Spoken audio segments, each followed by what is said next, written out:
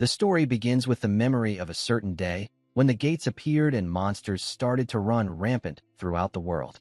The only way to stop them was for those who had awakened magical abilities to fight back. Now we are shown a battlefield where the members of the Golden Seekers are fighting against the wave of monsters pouring out from the gate. During the battle, a straggler cried out for help, and the members urged each other to assist. Just before the monster could harm the civilians, someone kicked it away. The one who saved them asked if everyone was all right. Misato Kyoichiro then steps onto the stage, fighting against the wave of monsters and taking down dozens of monsters within seconds, single-handedly. People watching him are amazed. One of the members explains that his power is the power of time. He knows what will happen next. She calls his ability inhuman. When all of the monsters are finally defeated, Kyoichiro kills the last one. Feeling satisfied that he has protected the land and its peace, he declares that he will now seal the gate. However, as he begins the sealing, he is suddenly thrown inside the gate, and the seal closes from the outside. Kyoichiro is shocked. He has never seen a future like this. He asks if all of them were part of this plan and why they are doing this. At this moment, they reveal their true colors. They tell him that precisely because he had no idea what was really going on, he ended up betrayed. Kyoichiro is still confused, but they continue to explain. They reveal that he, Kyoichiro, is in fact a monster at level 100 with the time attribute. All they ever wanted was to earn money easily, but because of him, they always had to take on the most dangerous missions again and again. They tell him this will be the last time, as they are parting ways with him forever. Kyoichiro is stunned that his teammates would betray him for such petty reasons. All he ever wanted as the leader of the Golden Seekers was to make the world a safer place and to protect them all. He asks himself why things have led to this. But he cannot think for long, because monsters inside the gate begin to attack him. He counters the first, only to see a sea of monsters rushing toward him. In desperation, he looks into the future, searching for a way to escape, but in every outcome, he dies at the hands of the monsters. Realizing there is no future in which he survives, he throws himself into battle, determined to take down as many as possible. Despite his efforts, he cannot change his fate. With no way to escape his death, he still fights on, promising himself not to die a meaningless death. He vows to reincarnate, grow stronger, reach the absolute peak of power, and one day take revenge on those who betrayed him. Filled with rage and despair, he activates his final spell, a spell that carries his will and every emotion throughout the world. In the end, he wakes up in a new body. He rises from a bed and looks into a mirror, confirming that the first phase of his plan was a success. Looking around the hospital, he notices things that feel unfamiliar. He worries that he may have come too far into the future, and if that is true, he might not be able to exact revenge on his betrayers. He finds the ID of the boy whose body he now inhabits and learns that he has come 20 years into the future. However, what interests Kyoichiro most is the attribute the boy possessed. It is none other than the void attribute. He laughs, because in his previous life he was feared by his comrades for having what they thought was the strongest ability, but even he had limits. At one point, he reached the peak of his abilities, yet even with his foresight, he could never see the limits of the void attribute. He feels pity for the boy, because although void may be the strongest attribute, no one in his previous life ever possessed it, which meant those who did were thought useless since no one knew how to grow or improve it. This mystery seems to be true for the boy as well, as his skill is stuck at level 1. Kyoichiro knows the boy must have been mocked many times for failing to improve. With this, he makes a promise to the body's former owner. Rest assured, for he will make this name known throughout the world as the strongest adventurer to ever live. Because of his clairvoyance, Kyoichiro already knows how to grow the skills of the void attribute. He resolves to rise to absolute strength in this life and take revenge on those who betrayed him for such petty reasons. The first thing he has to do in order to get his revenge is level up. The void attribute, as the name suggests, is a magic that controls nihility. The essence of this ability is to freely project one's imagination into reality. Imagination itself is something everyone can do, but the difficult part is bringing it into reality. Since the boy's body is injured, Kyoichiro thinks that if he applies the image in his mind to his body, he can test it. He imagines every cell in the body being restored by magic. With this, the wounds slowly begin to heal. Because the spell is still at a basic level, the effects are slow, and his body has not fully healed internally. However, if he uses it multiple times, he will gradually level up. The ability to convert imagination into reality will also grow stronger, and the scope of his magic will expand. It will open doors to new possibilities, and one day he may reach the point where he can freely convert imagination into reality. As he is thinking this, the doctor arrives, surprised to see him awake. The doctor tells him not to move, since he had been hurt by a monster. This explains to Kyoichiro why the body was so badly injured in the first place. The doctor remarks that his waking up is like a miracle from the saintesses. Hearing the unfamiliar term, Kyoichiro asks what that means. The doctor is shocked that he seems to have forgotten basic knowledge. He explains that he is talking about the saintesses of the pentagram saints. But Kyoichiro replies that he does not know that term either. The doctor concludes that Kyoichiro must be confused after regaining consciousness. He tells him to rest and leaves the room. Left alone, Kyoichiro wonders about these new terms. Perhaps they are new adventurers who have become famous nowadays. He realizes that he must also understand the current situation of the world while leveling up. He turns on the television and sees a documentary about the SSS-class disaster. Watching it, he is stunned. The culprit is reported to be none other than Misato Kyoichiro himself. He is shocked, asking why he would be named the culprit. According to the documentary, Misato Kyoichiro had known about the arrival of the disaster but did not tell anyone, supposedly planning to take advantage of the chaos to rule the world. The documentary continues. His plans were stopped by the remaining members, who later became a symbol of hope for everyone, known as the Pentagram Saints. They defeated Misato Kyoichiro after a fierce battle, sealed off the gate, and claimed great fame for their feat. Even now, the members of the Pentagram Saints influence and lead large regions of the world. This revelation shakes Kyoichiro to his core. He laughs bitterly, realizing they not only betrayed him, but also dragged his dignity through the mud. First, they sacrificed him, and then they shamelessly claimed all the rewards, becoming celebrated heroes. Rage fills him. He swears he will never forgive them. He vows again that he will drag them all into the depths of hell. But for now, he must remain cautious and avoid revealing his identity, since he is still weak. Looking at the academy that the boy had attended, Kyoichiro discovers that it is run by one of the very members who betrayed him. Waking up in a perfect body with the void attribute, and with a target already in sight, he considers himself lucky. However, Iwako, the target, is cautious and will not show any weaknesses. The difference in their levels is also immense. He cannot defeat him yet. So, he decides to focus on leveling up first before going after him. After some weeks, Kyoichiro in his new body has made a complete recovery. The doctor is astonished at how quickly he has healed and tries to praise the saintesses, but Kyoichiro interrupts, telling him that was not the case. It was his own power. He thanks the doctor for taking care of him. Finally leaving the hospital, with his basic preparations complete and his level increased significantly, Kyoichiro plans to enter a dungeon for a warm-up. The doctor told him that everyone related to Kyosuke had died in the accident. Kyoichiro feels bad for the boy, but this also means he now has complete freedom to do whatever he wants. He then goes near a gate. Hiding his face, he tries to enter but is stopped by the guard, who tells him that the minimum level required is 30 and that he needs to have a party. The guard explains that going alone in the dungeon is too dangerous. Kyoichiro replies that this may be the case for others, but he is a student of a top university, and as long as he fills out the consent form, he should be allowed in. He had already researched these things while he was hospitalized.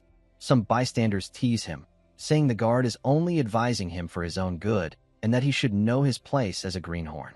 Before the guard can take further action, Kyoichiro signs the form and moves forward. He thanks the guard for worrying about him. As he enters, the guard requests 3 others nearby to follow him to make sure he does not die. One of them almost rejects the idea, but another pulls him along, saying this might be their chance. They can get rich inside, and whatever happens in a dungeon stays in the dungeon.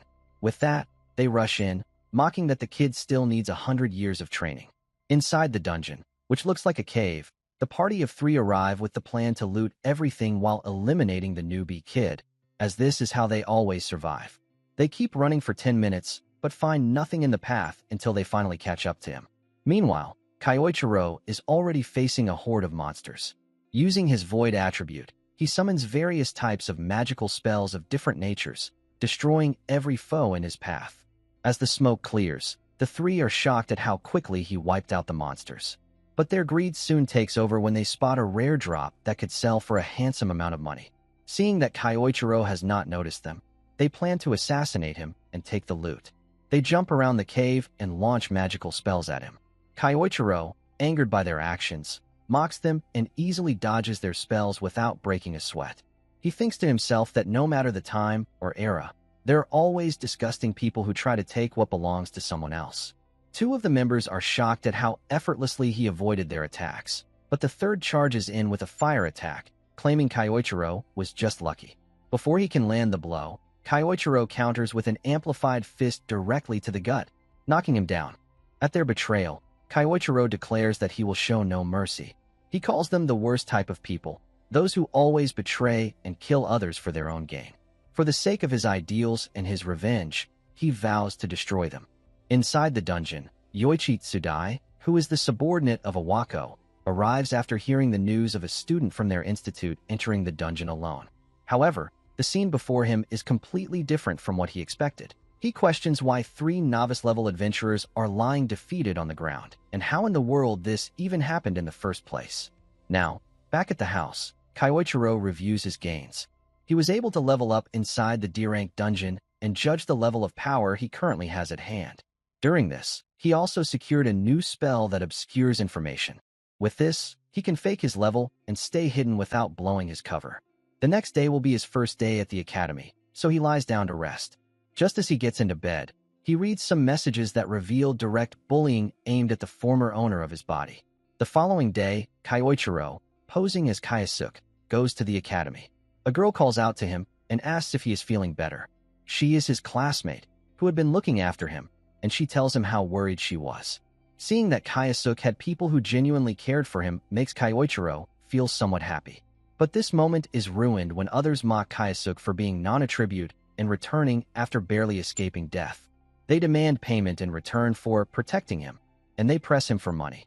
Realizing their behavior, Kyoichiro understands that the text messages from the previous night were also from these guys. Before he can act, Asahi Karen steps forward, trying to stop them by saying he just returned from the hospital. However, her hands tremble in fear. Seeing this, Kyoichiro steps in and tells Asahi that he will handle it on his own. The bullies mock him for acting tough and threaten to remind him how useless he is. Instead of backing down, Kyoichiro mocks them in return, declaring that he will remind them of their place. Kyoichiro remembers his promise to make this boy's name famous worldwide, and with that, he prepares for battle. This enrages the bullies, and one of them readies a fire spell. Asahi is shocked, realizing they are using magic outside of a restricted area. The bully launches the attack at Kayasuke, but Kyoichiro counters with the very same magic, shocking the bullies. Kyoichiro mocks them, asking if this is all they can do.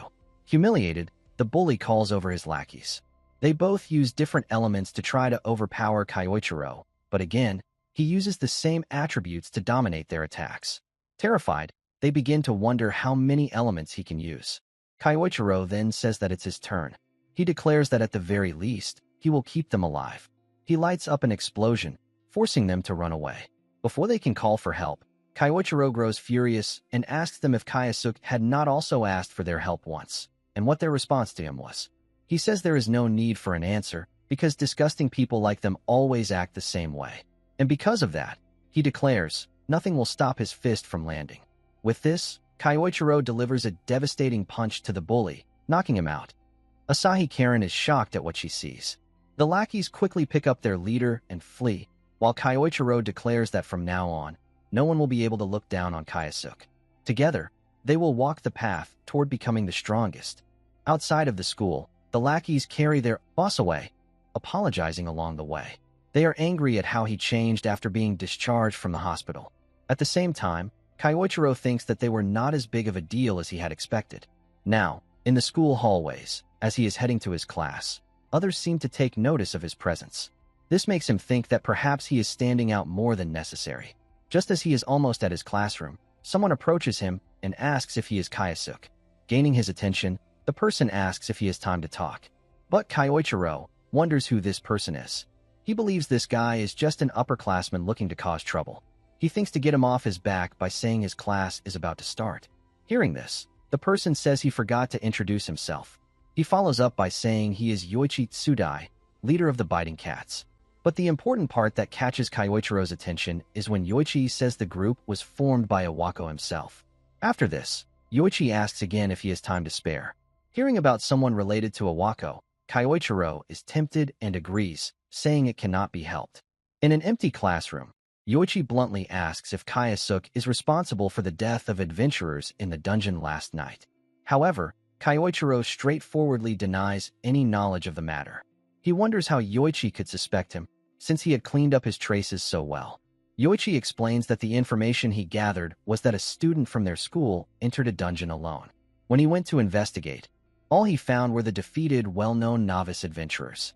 He also adds that Kayasuk had shown multiple elements in the morning. From Yoichi's tone, Kyoichiro realizes that he does not actually know anything and is just trying to dig up information.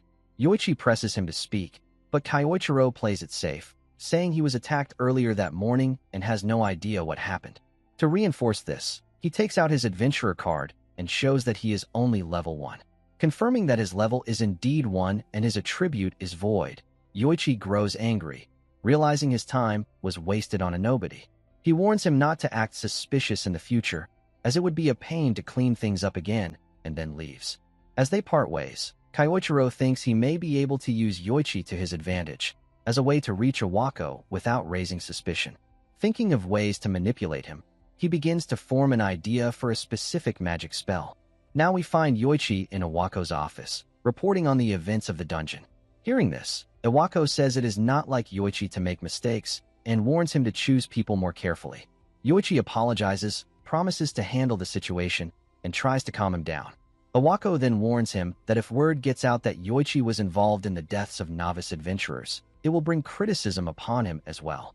He grabs Yoichi's face and threatens that if things go wrong, Yoichi could be expelled in an instant. Yoichi promises to set things right. Inwardly, however, he grows angry, thinking that if he had known things would play out like this, he would have taken more money from those adventurers. Iwako then asks, according to Yoichi, a third-year student entered the dungeon, but there is no student in that class who did so. This would mean the cause of the novices' deaths was probably a monster inside the dungeon during their hunt, rather than a student. Iwako concludes that this is a more believable explanation than assuming a student killed them. He adds that it must be this way, unless something truly out of the ordinary happened. Thinking about this, Yoichi wonders if the void element could be that out-of-the-ordinary factor, so he reports that there might be a possibility of a unique attribute being involved. Considering it, Iwako admits that there is indeed a chance. Getting this clue excites Yoichi, and he quickly asks Iwako to leave everything to him, claiming that he will resolve the problem at hand swiftly. In a cave dungeon, many students seem to be practicing their magic while defeating monsters. Suddenly, one of the monsters breaks through, and the students become frightened. However, before anyone can be harmed, the monster is defeated by a golden light attack, which came from none other than Yoichi, who was in charge of today's exercise. He tells the students not to break formation. Finding his abilities formidable, many admire his power, noting that he was personally chosen by the principal. Some even wonder how they could join the same team as him. After dealing with the monsters, Yoichi leaves the rest to the students and walks away for his own business. He takes out an ornament, which is a device used to locate people. He tells it to find the location of Kayasuk. As soon as he says this, the chain begins to glow and points in the direction where Kayasuk is at that moment. Looking at the directions he received, Yoichi finds the result to be exactly as he expected. The chain shows Kayasuk is far away from the other students. Yoichi does not care what Kayasuk is doing alone, but he sees this as the perfect opportunity. He can eliminate the threat quietly and blame it all on monsters, because what happens in a dungeon stays in a dungeon. The reason he is after Kayasuk stems from a chain of events, starting with the death of the hunter-killer he had been using. Trouble has followed ever since Kayasuk was discharged from the hospital. The things the bullies told him are also troubling, as they claim the non-attribute kid attacked them using the same magic types they used. And, even more shocking, that he created flames unlike anything they had ever seen before. Yoichi could not make sense of their story and left. The bullies thought they were free, but Yoichi ordered others to re-educate them properly.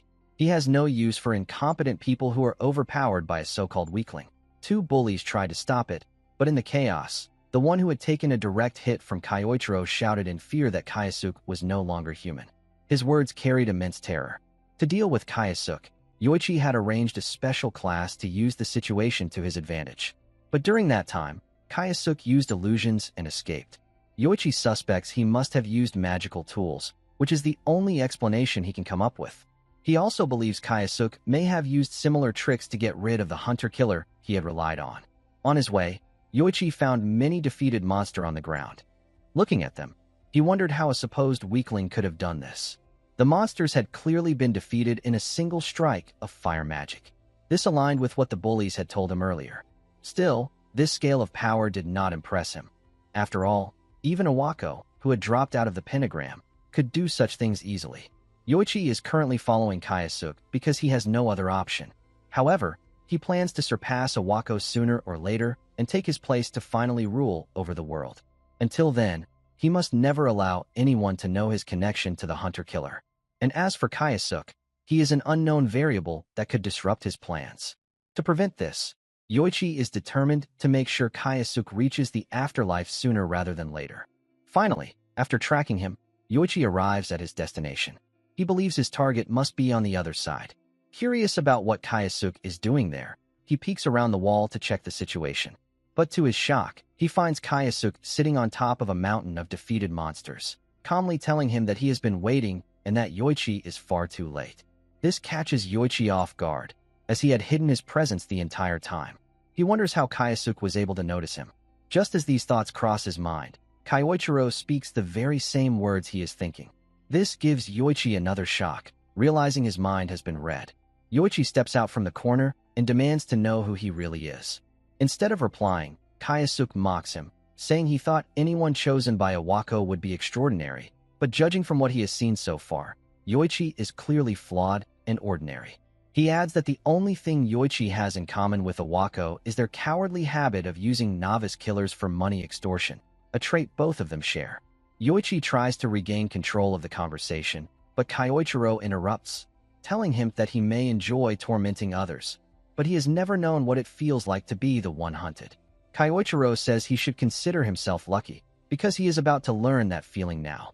In his mind, Kyoichiro already begins planning to make a puppet he can use in the future. Now in the dungeon, Yoichi declares Kayasuk to be far too dangerous to be left unchecked, and for the sake of his goals, he needs to get rid of him at any cost. Saying this, he attacks him over and over, but still cannot land a single hit. This makes Kyoichiro mock him, asking if this is all the strength he has. He throws a fireball at Yoichi, who deflects it and tries to taunt Kayasuk. But that attack was only a feint, as Kayasuk follows it up with a series of magical strikes ranging from lightning to earth magic. Seeing this convinces Yoichi that Kayasuk possesses multiple elements. Enraged, he demands to know what is going on with his attribute, which is supposed to be void. Before he can even finish his sentence, he is hit again with another barrage of attacks. This infuriates Yoichi as more and more problems keep rising for him and his plans. Hearing this, Kyoichiro becomes intrigued and asks what plan he has. In the middle of battle, Yoichi begins to reveal his ambition, how he is going to surpass Iwako, take his place, and become the next pentagram saint. Kayasuk asks why Yoichi is so fixated on Iwako when there are other saints as well. At this question, Yoichi explains that his target is Iwako simply because Iwako is a dropout of the pentagram saints. He adds that if he can take that position for himself, he will be able to rule over the world. To him, it makes sense to target someone weak. These responses disgust Kayasuk. He says that at first, he thought Yoichi might have had some interesting reason for his ambitions, but hearing his shallow words made him think otherwise. Insulted, Yoichi becomes furious and rushes toward Kayasuk with intent to kill him. While attacking continuously, he shouts that there is nothing wrong with wanting power. He yells that there is nothing wrong in desiring power, money. The kind of power he seeks is the type where he can trample over others and no one can oppose him. He declares that if he becomes a saint and joins the pentagram, he can do whatever he wants and even gain hold of a saintess's weakness. Hearing these twisted ideas, Kyoichiro replies coldly that Yoichi's words are not even worth listening to. He decides to end the fight, launching Yoichi back with a single powerful strike that shatters his sword. Kyoichiro thanks him, because while Yoichi wasted time talking, he was able to gather enough energy to prepare the spell he truly wanted to use. Kayasuk approaches Yoichi slowly, terrifying him. Soon after, Yoichi is struck by Kyoichiro's absolute hypnosis magic. The spell forces Yoichi to fall unconscious. Observing the effect, Kyoichiro notes that the magic requires time to break the target's spirit, but once complete, it is extremely effective. He orders Yoichi to stand up, and in response, Yoichi obeys, rising to his feet. Satisfied, Kyoichiro instructs him to finish the class mission he was assigned to. Yoichi responds like a puppet. To refine the spell, Kyoichiro then orders him to speak in his normal tone. Instantly, Yoichi's manner of speech and movement return to normal, and he rushes back to the group. The results are better than Kyoichiro expected, making him pleased with the outcome. Afterward, Kyoichiro also returns to the group, where Karen was looking for him. She asks if he is alright. He tells her that he was just discussing something with a senior, nothing more. Surprised at such an unusual pairing, she asks what they were talking about. Kyoichiro spins the topic, saying that they were discussing how to achieve one's dreams, and he received good advice that will help his dreams come true.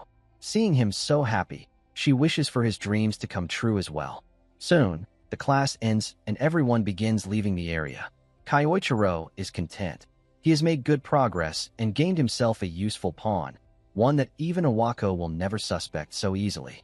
In Iwako's office, he asks Yoichi if there has been any progress on what he mentioned last time. To his surprise, Yoichi reports that there is progress and that the student possessing a unique attribute was involved in the whole mess. He further reports in detail that the student is none other than Ase Kayasuke, a first-year student who has the void element. He adds that the student is now captured by him, and after interrogation, he learned that Kayasuke was able to defeat the novice hunters because he possessed multi-attribute magic. Hearing the words multi-attribute magic immediately gets Iwako's attention. When he asks for more details, Yoichi smiles inwardly, knowing the fish has taken the bait. Yoichi tells Iwako that the specifics are still unknown, but if given some time, he can handle it and extract more information. He then throws another bait by suggesting that since it has been a while, why doesn't Iwako try his hand on him personally? Thinking about it, Iwako admits it has been some time since he last interrogated anyone, and the thought gives him something to look forward to. He plans to repay Kayasuke for all the trouble he has caused. Iwako is about to join Yoichi, but after receiving a call, he asks Yoichi to go ahead and promises to follow up later. Iwako answers the call, and on the other end, a woman thanks him for selecting them for the bid. However, Iwako, with a straight face, tells her to drop the act. The caller is none other than Lei Ruashi, a former member of the Golden Seekers who betrayed Kyoichiro over 2 decades ago. She teases Iwako, asking why he is acting so distant when they are partners, both being paid by the government. Iwako tells her to cut the call, saying he has urgent matters to deal with. Hearing this, Lei mocks him, asking what kind of urgency he could possibly have when he always fills his pockets while running a school. Iwako considers arguing but drops it, instead telling her that he has an investigation on a student who possesses the void element. Hearing this, she laughs and asks what a loser with such an attribute could even do. Iwako agrees to some extent, but points out that a unique attribute always brings potential variables. Lei then asks if he is referring to something like the time attribute Kyoichiro once possessed.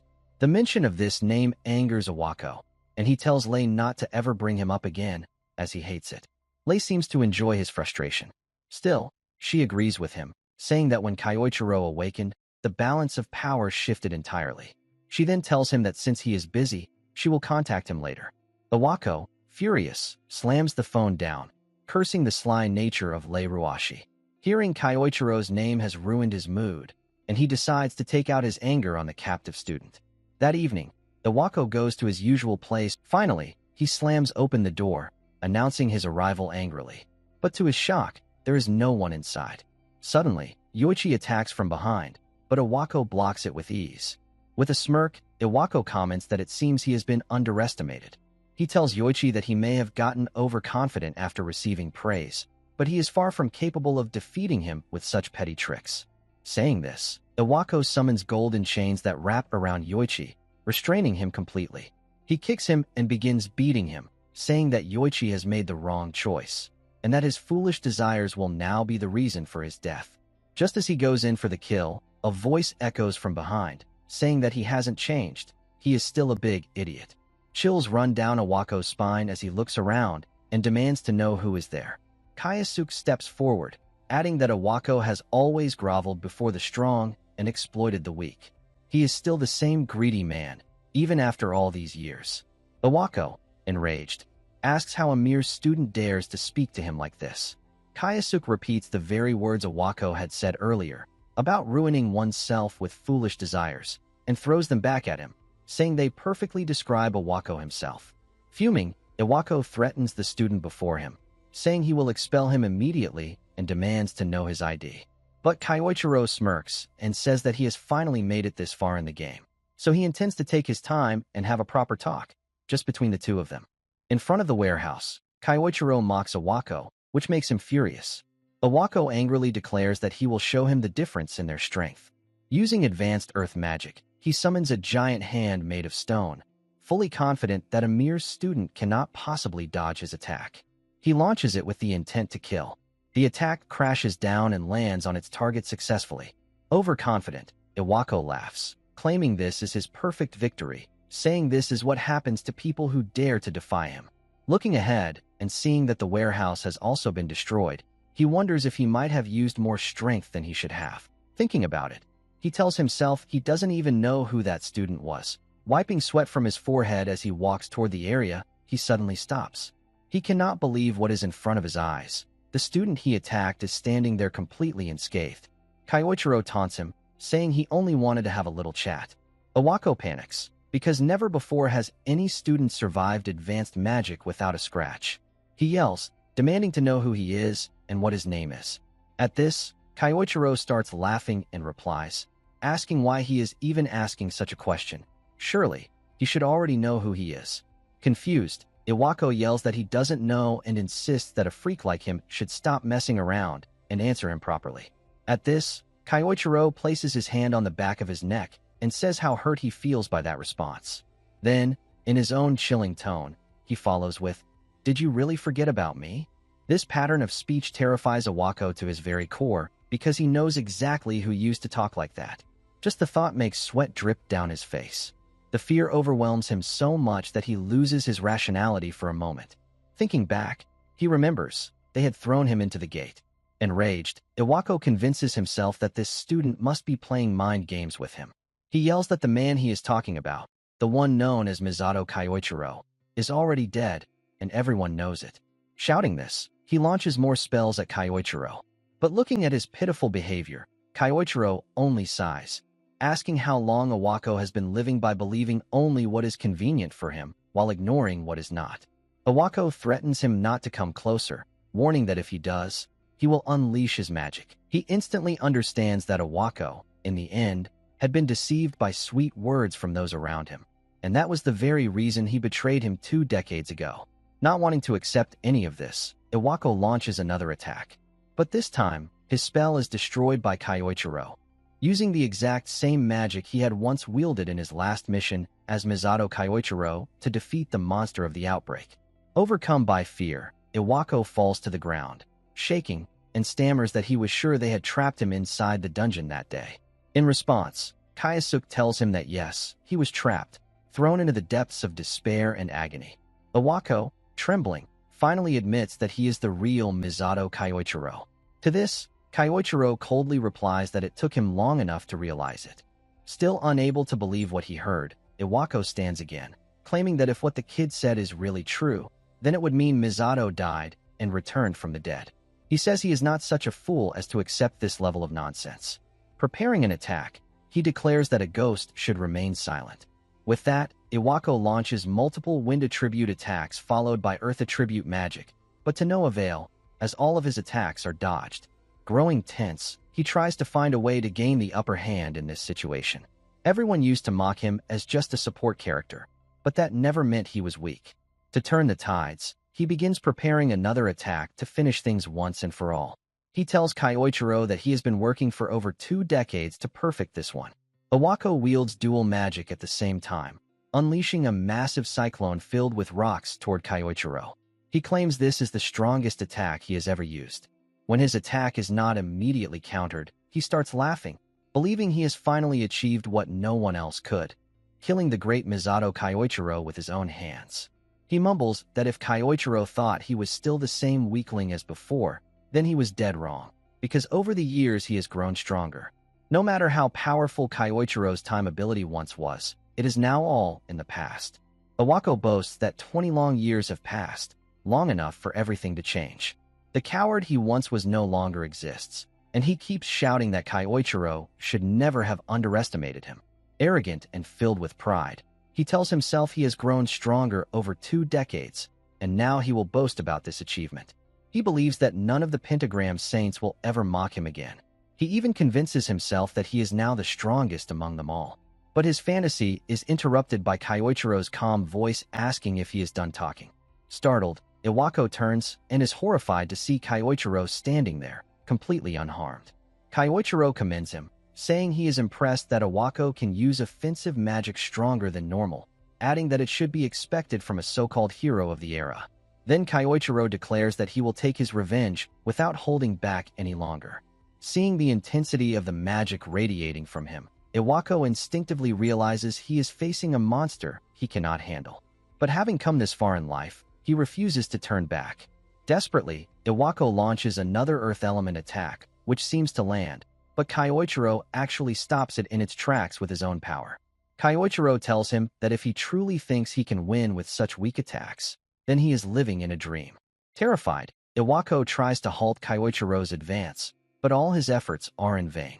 Every attack is countered by Kyoichiro, who uses the same elements but with superior technique, easily suppressing Iwako's spells. Unable to stop him, Iwako is blasted away. Now, Kyoichiro stands directly before him, one of the very targets of his revenge, his fist blazing with power and ready to strike. Iwako drops to his knees and begins begging for forgiveness, not only for what he has done now, but also for what he did 2 decades ago. Iwako laughs nervously to himself, believing that Kyoichiro is still a soft-hearted man who will forgive others. He convinces himself that if he begs like this, he will survive. But unexpectedly, his plea is rejected.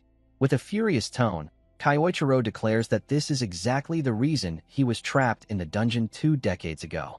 He adds that he is no fool to let such betrayal happen again.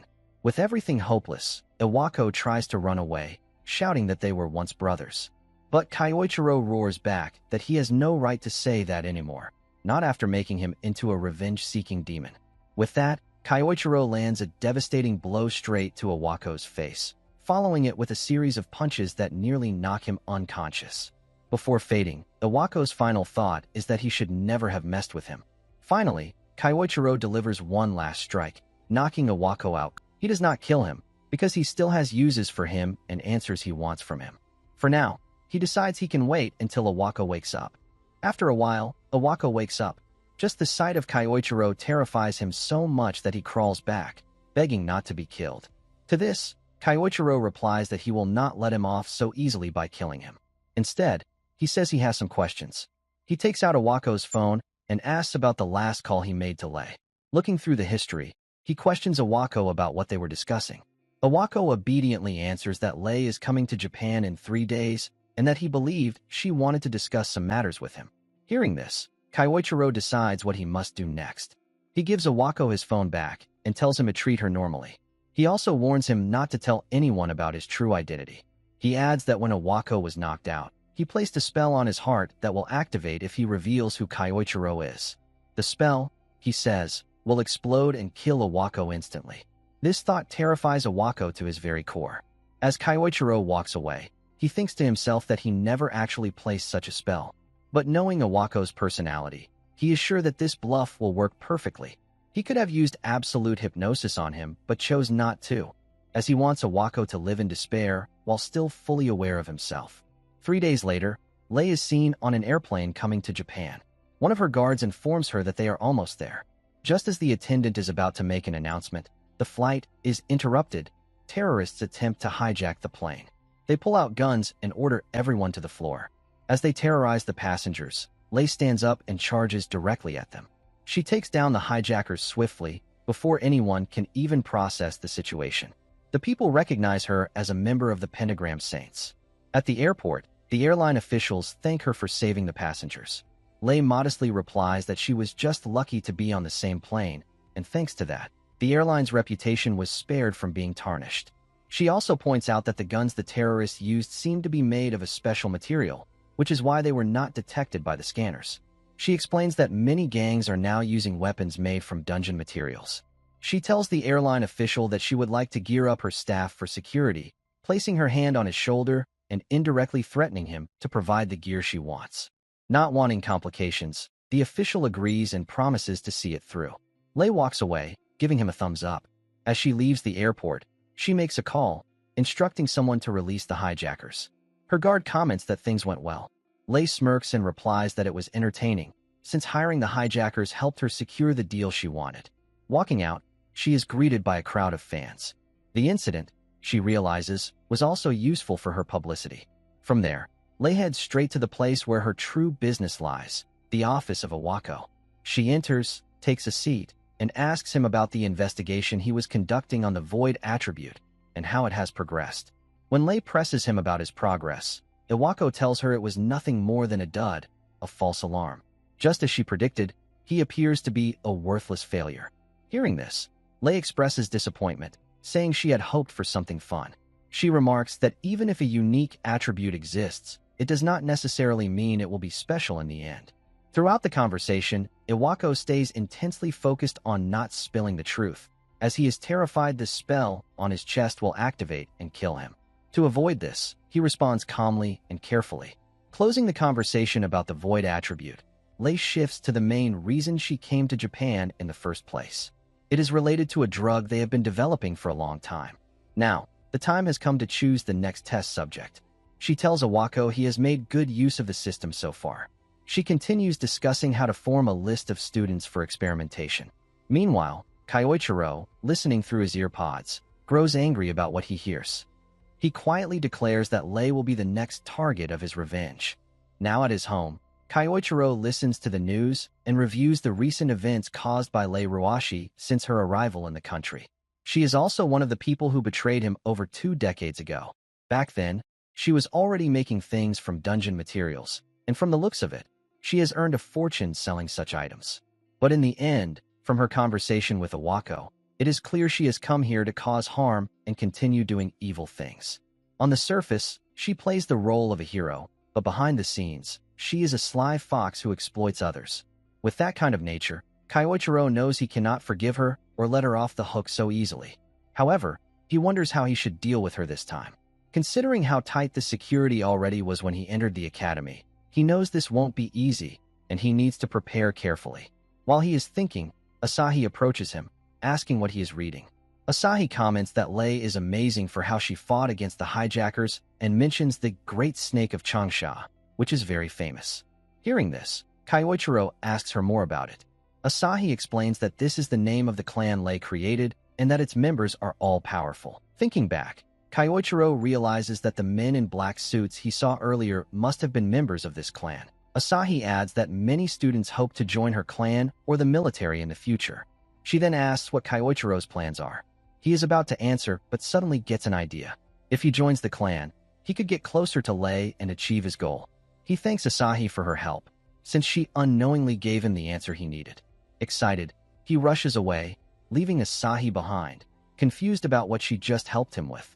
At Iwako's office, the phone suddenly rings, startling him. He picks it up and finds that Kyoichiro is on the other end. Kyoichiro calmly tells Iwako that there is something he needs him to do. Nervously, Iwako asks what it is. Kyoichiro then explains the plan and instructs him on what to say if Lei calls. Meanwhile, in a testing lab filled with scientists, a student is tied up. The boy is in agony while the scientists discuss their work. Suddenly, the doors open, and Lei enters. She asks the student how he is feeling.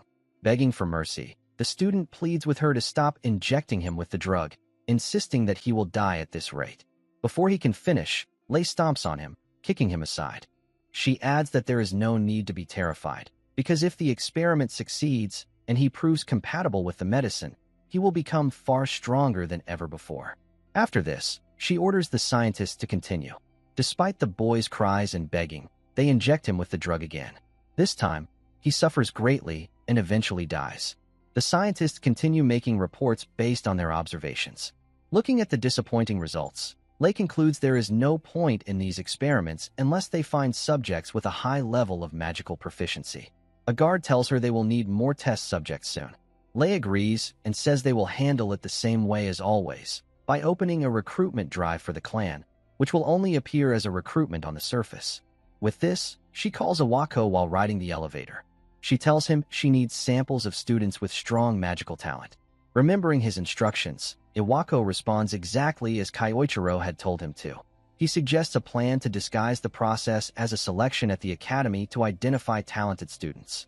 Hearing such a clever idea, Lei praises Iwako, saying that sometimes he can come up with good plans. Afterward, she decides on the date and time for the selection. Meanwhile, Iwako thinks to himself that he has done exactly what Kyoichiro instructed. The next day, the head guard enters the classroom to make an announcement. The Great Snake of Changsha clan will be holding a recruitment event at the academy to find potential recruits. The students immediately begin discussing how this is their chance to secure their futures. For Kyoichiro, however, it means something else. His path to Lei has finally opened. The selection campaign began on the scheduled day for joining the clan. The guard explained the procedure that all participants would go through. Meanwhile, Kyoichiro began forming a plan on how he would use these tests to get close to Lei. In his previous encounter with Iwako, he had tried to remain in the shadows. However, this time the situation was different. He needed to get the attention of Yang Sinyu, Lei's right hand. This time, he was going to display his power. As Kyoichiro was thinking, Asahi approached him and asked if he was also taking the exam. She told him that although she knew she did not truly belong there, she had her own reasons for joining the test. Hearing this made Kyoichiro curious about what her reasons might be. The first test was to measure magical power. The device would light up and display how much power one possessed. When the test began, the results of the students were disappointing. Then came Kyoichiro's turn. He showed his card, and the examiner, expecting nothing from the void element, looked unimpressed. However, unlike his expectations, the light emitted was the brightest he had ever seen. The result was outstanding, and Kyoichiro was given an S grade for his display. The second test was for magical skill. Kyoichiro first created a lump of earth. The examiner doubted his ability, but his doubts were instantly blown away when Kyoichiro summoned all magical attributes at once and controlled them flawlessly. He wondered how those who once called the void element useless would feel now. Asahi came to him afterward and told him how amazing he was, and he wished her good luck for her test. When Asahi's test began, she demonstrated light magic by reviving dead plants. Most others did not take notice of it, but Kyoichiro was impressed that she possessed light magic. The examiners overlooked her talent, but he thought it best if she remained unnoticed for her own safety. However, Yang Sinyu, Lei's right hand, showed interest in her potential as a test subject. After all the preliminary tests, the final stage began, one-on-one duels. Yang Sinyu announced that they would be fighting members of the clan. The students became tense, worried about facing elite members, but were reassured that the evaluation would not depend solely on victory or defeat, but on how they fought. Confident that none of the students could possibly win, the clan members prepared themselves. Kyoichiro's duel began, and his examiner remarked that while he had shown good performance earlier, it would not help him in real combat. He then planned to eliminate Kyoichiro in a single strike using earth magic. However, Kyoichiro used wind magic to repel the attack effortlessly. The examiner was shocked that such a powerful strike was countered so easily. Before he could recover, Kyoichiro vanished from his sight, only to reappear instantly behind him with a knife made of water magic. This decisive move ended the duel. Kyoichiro mocked the examiner slightly, saying he had learned a lot from him in this match. The duel ended in Kyosuke's victory. Yang Sinyu was astonished by the result, questioning who this student could be, as he had surpassed every expectation. Later that night, he reported to Lei that the exam was over. Hearing this, she asked if there were any useful subjects. Yang Sinyu replied that there was one student who had cleared all the tests overwhelmingly, but that he used the void attribute. At the mention of void, Lei's excitement grew. She recalled Iwako's investigation into a student with that attribute. Smiling slyly, she states that this new student is going to be really fun. In the student hall, Lei's right-hand man begins announcing the results of the exams they previously took for clan enrollment. After all the students gather, he proceeds with the list from top to bottom. He announces that the first position goes to Ase Kyosuke. The students start whispering among themselves, as everyone already expected him to take the top position. During the difficult exam, He had displayed an extraordinary level of power, leaving a strong impression. Kayasuk now feels that everything is going according to his plans, as his bold display turned out to be useful in impressing the examiners. He knows this puts him a step closer to Lei. However, his happiness turns to unease when the second position is announced. The second place is granted to none other than Asahi Karen. She is surprised to have achieved a higher rank than she expected. Kyoichiro grows worried about her being placed so high and selected as well. He wonders if her unique attributes played a larger role than he had believed in helping her clear the exam. Knowing Lei, he suspects she is planning something hidden, possibly using the students for a secret agenda. He believes there must be a reason behind Asahi being selected. As he ponders these thoughts, his worries are interrupted when Asahi smiles at him, clearly happy that she passed, and that they both achieved high positions. Seeing her joy relieves Kyoichiro of his doubts. He reminds himself there is no need to overthink. He will not allow anyone to harm her. His focus must remain on protecting her and securing his own goals. Sometime later, at the Japan branch of Lei's company, the announcement of the Great Snake Changshan clan recruitment exam has brought the successful students together. Lei's right-hand man welcomes them, stating that they will now be taken to a facility for basic checks before officially joining the clan. He also informs them that the clan leader, Lei herself, will join them soon. Kyoichiro tenses upon hearing this, determined to face her, though he knows he cannot leave Asahi unguarded just yet. The guide explains that Lei will meet them after they complete the facility check, then instructs them to follow him as he shows them around. While walking, Kyoichiro thinks about confronting Lei immediately, but restrains himself, as his first priority is keeping Asahi safe. Meanwhile, Asahi looks around with curiosity and tells Kayasuk that being in such a large building makes anyone nervous, though she is happy to be joining the clan soon. Out of curiosity, Kyoichiro asks her why she wants to join. She reveals that her mother is currently hospitalized, and the high medical expenses are difficult to manage. She believes joining the clan will help her ease the burden. Moved by this, Kyoichiro decides he must do everything possible to protect her. After a while, the guide shows them a staircase leading down. Kyoichiro finds it suspicious that the facility lies in the basement. As they descend, he quickly realizes that it is a testing facility. His suspicion grows stronger. Suddenly, the doors close behind them, startling the students. Kyoichiro immediately understands. They never intended to let anyone leave so easily. Their serious preparations confirm this. One of the students nervously asks what is happening.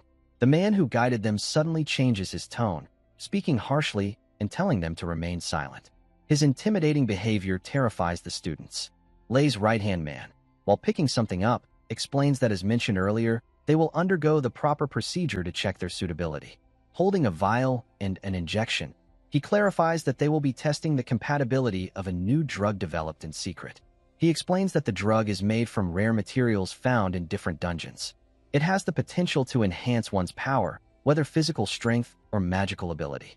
At first, some students respond positively, saying it sounds beneficial, but one of them nervously asks whether it has any side effects.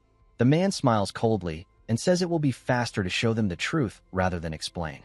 He points to a display screen, which suddenly plays a recording of the last test subject, tied up and desperately begging not to be injected again. The students stare in shock at the disturbing video clip, where the last person exposed to the drug suffered a painful end. Horrified, the students begin to protest, demanding answers about what they were just shown. Lei's right-hand man explains coldly that the recording displayed a test subject who was not compatible with their new drug, and those were the results. He asks if this answers their questions now. Realizing they are being used as test subjects, with the risk of dying from the experiment, the students angrily declare that they will never take such a drug. Two of the students summon their magic and attack simultaneously, demanding to be released from the facility. Kyoichiro, observing the chaos, quickly tells Asahi to come to his side and not leave him. The two students rush forward to strike, but the guard enhances his fist with skill and knocks both of them out in a single blow. Asahi watches in fear as the situation worsens. The two fallen students groan in pain on the ground. His eyes then fall on Asahi. Looking at her with a calculating grin, he suggests they should start with her instead. He mutters that he is curious to see the results, especially since she wields the rare light attribute.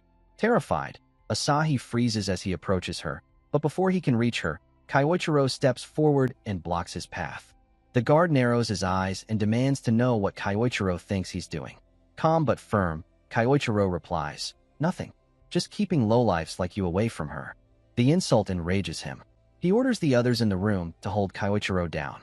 Several well-built fighters step forward, confident that defeating a mere scholar will be easy. They charge in with full force, aiming to take him down in one strike. But their attacks land only on an afterimage. Kyoichiro has already evaded. Before they can even react, he delivers sharp, enhanced chops, knocking them unconscious instantly. The remaining two become wary after witnessing this, but even their caution proves useless. Kyoichiro dashes forward, striking both in the stomach with precision. They collapse in defeat. Their leader is stunned by the overwhelming display of strength and skill. He had never imagined Kyoichiro could defeat his men in single blows. Shocked, he starts to panic, realizing the situation is slipping out of his control. Kyoichiro turns to him and declares that he is next. Unable to face him directly, the leader instead rushes toward Asahi, intending to capture her as a hostage and test subject. But before he can lay a hand on her, Kyoichiro intercepts him and seizes his wrist with an iron grip.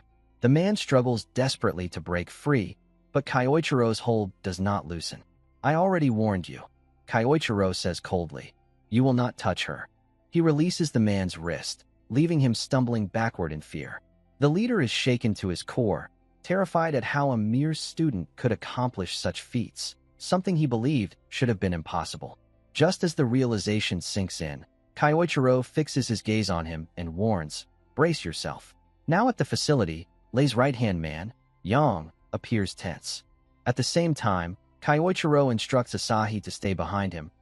Asahi, standing behind him for safety, thinks about how much stronger he has become. Earlier, she couldn't even follow his movements. She had an idea that he had grown powerful, but to this extent was beyond her imagination. Yang tries to intimidate him, warning him not to get cocky. But Kyoichiro challenges him with a question: why are the students of the academy being used as test subjects in the first place? Yang smiles and replies that it is not complicated.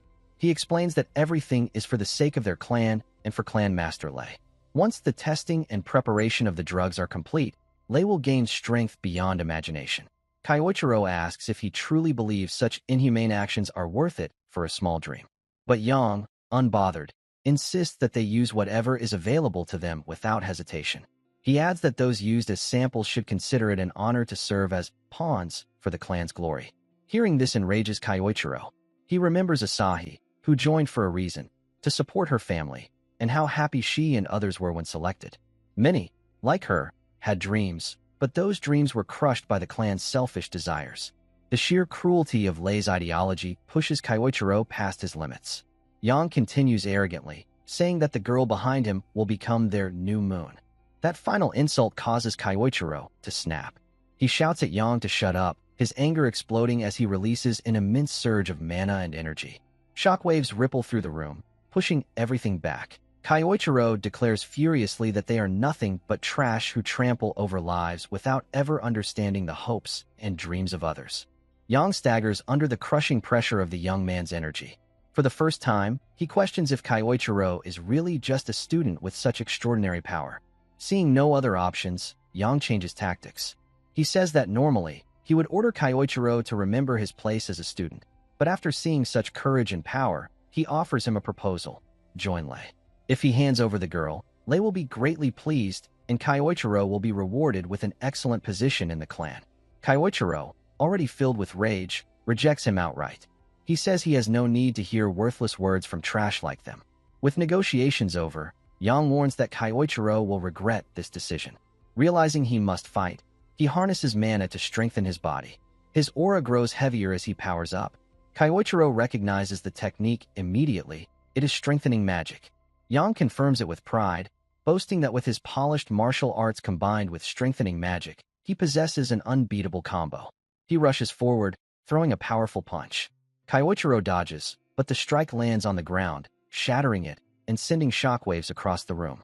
Asahi gasps in fear. Yang rises again, surprised that Kyoichiro managed to dodge.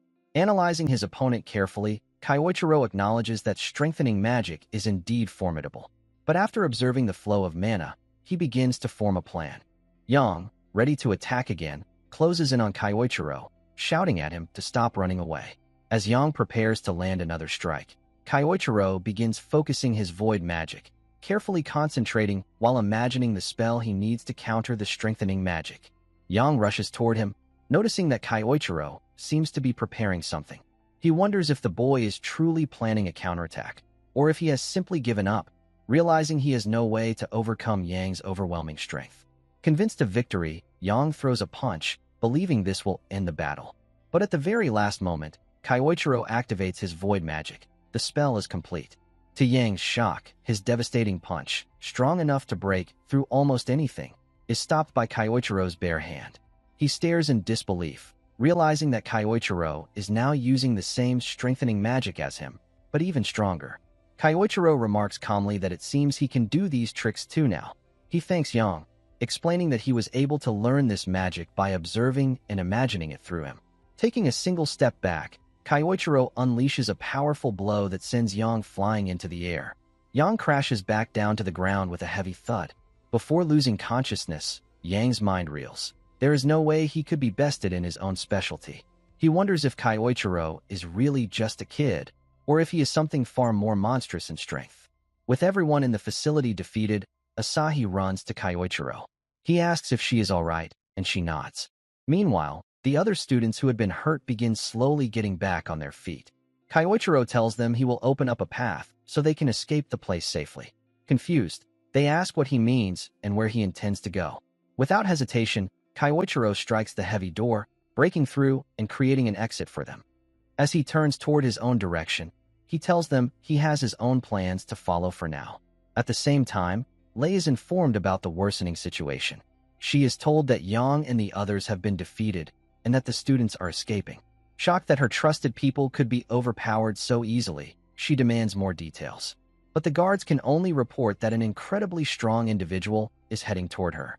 Before they can say more, their voices cut off as they are swiftly taken down by the unknown intruder. Confused and unsettled, Lei rises, trying to comprehend what is happening inside her own facility. Suddenly, the door to her office opens, and Kyoichiro steps inside. Lei narrows her eyes and asks who he is, and for what purpose he has come. Kyoichiro walks forward calmly and replies, "The reason I'm here is simple. I've come to pay you back for what you did to me 2 decades ago." Lei appears confused, unsure what kind of debt Kyoichiro could mean from 2 decades ago. Seeing her expression, Kyoichiro steps closer and asks if she truly doesn't understand. Should he explain what debt he is referring to? He begins, saying that ever since the raid of the SSS-ranked dungeon, the so-called Saints of the Pentagram have been living comfortably. The mention of that raid immediately darkens Lei's expression with unpleasant memories. Kyoichiro continues, hinting at their claim of stopping a certain man's conspiracy that day. Annoyed, Lei asks if he is really trying to give her a history lecture. She insists that the Saints of the Pentagram are heroes who vanquished evil in order to preserve the world. Because of their work, they now hold influence across the globe, watching over many areas. She demands to know what he truly understands to speak against them. Kyoichiro cuts her off, saying that even if the world views them as heroes, the truth is far from it. His words unsettle her, especially as the aura around him changes. In a darker tone, he tells her that they sacrificed their own comrade for selfish reasons, just to reap rewards and build their names. He accuses them of trampling on the lives and dreams of others for their own gain, both then and now. Lei laughs mockingly, calling his words nothing more than conspiracy theories spread by jealous people after their success. But Kyoichiro firmly denies it. He says these are no fabrications, he knows what they did. He reveals that he knows how they pushed their own comrade into the dungeon gate after the boss had been defeated. This revelation shocks her. That knowledge was supposed to be a secret shared only by the remaining members of that raid party. Seeing her confusion, Kyoichiro steps forward and asks if she truly has no idea who he is by now. He declares, "I am Misato Kyoichiro, the same Kyoichiro you and the others pushed into the gate 20 years ago, after I defeated the boss." Lei is stunned, unable to believe what she is hearing. In her panic, Kyoichiro adds, "What you feared most has happened. You once called me a monster for reaching level 100 with the time attribute. I used that same power to return." Fear flickers across Lei's face, but Kyoichiro presses further. He warns her that he knows exactly what she and her company have been doing in secret. If he exposes it to the public, she would be ruined instantly. Enraged, Lei snaps, demanding if he is trying to mock her. Kyoichiro retorts coldly that she should be the one answering for her crimes, both for betraying him 2 decades ago and for trampling on the hopes of others, like the young girl who gave her all. He declares that he will never forgive her. Lei smirks and tells him not to get too arrogant. She claims that he is no longer in the same refined body he once had. Reaching for a weapon near her desk, she warns him that showing himself before her was a mistake. Grabbing a staff, she activates a skill and unleashes multiple strikes in a single attack, shattering the entire room. With a twisted smile, she asks what he thinks of her weapon, explaining it was forged using rare materials from high-level dungeons, making it harder than steel itself. She boasts that he will soon see how deadly and sharp it is. Rushing forward, Lei thrusts the weapon at high speed again and again. But Kyoichiro dodges every attack effortlessly, not taking a single scratch. Lei sneers that all he can do now is dodge without his former body, though inwardly she is frustrated that none of her strikes are landing. After evading her flurry of attacks, Kyoichiro remarks that he now understands why she is slower. He points out that she has spent too long as a corporate queen, becoming sloppy and far less sharp than she used to be. He even mocks her by saying she is now on the same level as Awako. Being compared to someone she considers weak infuriates her. In a frenzy, she swings wildly, attacking over and over. At last, one of her strikes seems to connect, but it turns out to be only an afterimage. Kyoichiro is standing far behind her, completely unharmed. She realizes void magic is behind his evasion, but its effectiveness at this level shocks her. Determined to finish the fight, she enhances her weapon with fire, planning to end it with her next attack. She charges at him again, thrusting with all her power. But Kyoichiro stops her weapon effortlessly, with just 2 fingers. Lei freezes, horrified that her enhanced strike was blocked so easily. Kyoichiro looks her in the eyes and says coldly that she is far weaker than she was 20 years ago if this is the best she can manage. Cornered, Lei considers her last resort. Dropping her weapon, she runs to her desk. Kyoichiro watches cautiously, uncertain of her plan, until he sees her reach for an unfinished vial of the new drug. To his surprise, she takes the gamble and injects herself with it. Instantly, her mana begins to surge violently. Kyoichiro realizes she is truly willing to go this far to stop him, transforming her into something monstrous. Now Lei had completely transformed into a monster after injecting herself with the drug. Gaining newfound confidence, she declared that no one could defeat her now. But Kyoichiro calmly asked if she was really serious about fighting him while relying on drugs. Did she truly think it would be that simple? Lei warned him not to underestimate her. She explained that she had spent enormous amounts of time and money perfecting this drug, gathering materials from the depths of dungeons and refining them for years into a single formula. She admitted it all began when she witnessed his immense power during the raid 20 years ago. From that moment, she had been chasing power, determined to reach the same domain. She even thanked him for showing her that path, boasting that now she had surpassed everyone. Kyoichiro dismissed her words as pathetic. He told her it was laughable that she believed she had surpassed others just because of a drug. Angered by his insult, Lei prepared herself, vowing to show him who was truly stronger after 2 decades. Kyoichiro sighed, saying he was already bored of her monologue and that it was time to end this. Lei charged forward, but missed, slamming into a wall and causing massive damage. She bragged about the destructive fruits of her research, claiming she would send him to the afterlife. Rushing in again, she managed to push him back. Thinking she had finally won, she looked down, only to realize her foot had been pierced by an ice spear. Kyoichiro revealed that he had set the trap during her attack. Lei was shocked to see him using Yang's technique and demanded to know how he had learned it. Kyoichiro explained it was thanks to her subordinate that he was able to master it earlier than planned. Stepping closer, he told her that while her drug was impressive, it produced nothing more than a momentary gust of power. Lei shouted in fury, accusing him of disrespecting her life's work. But Kyoichiro grew even angrier.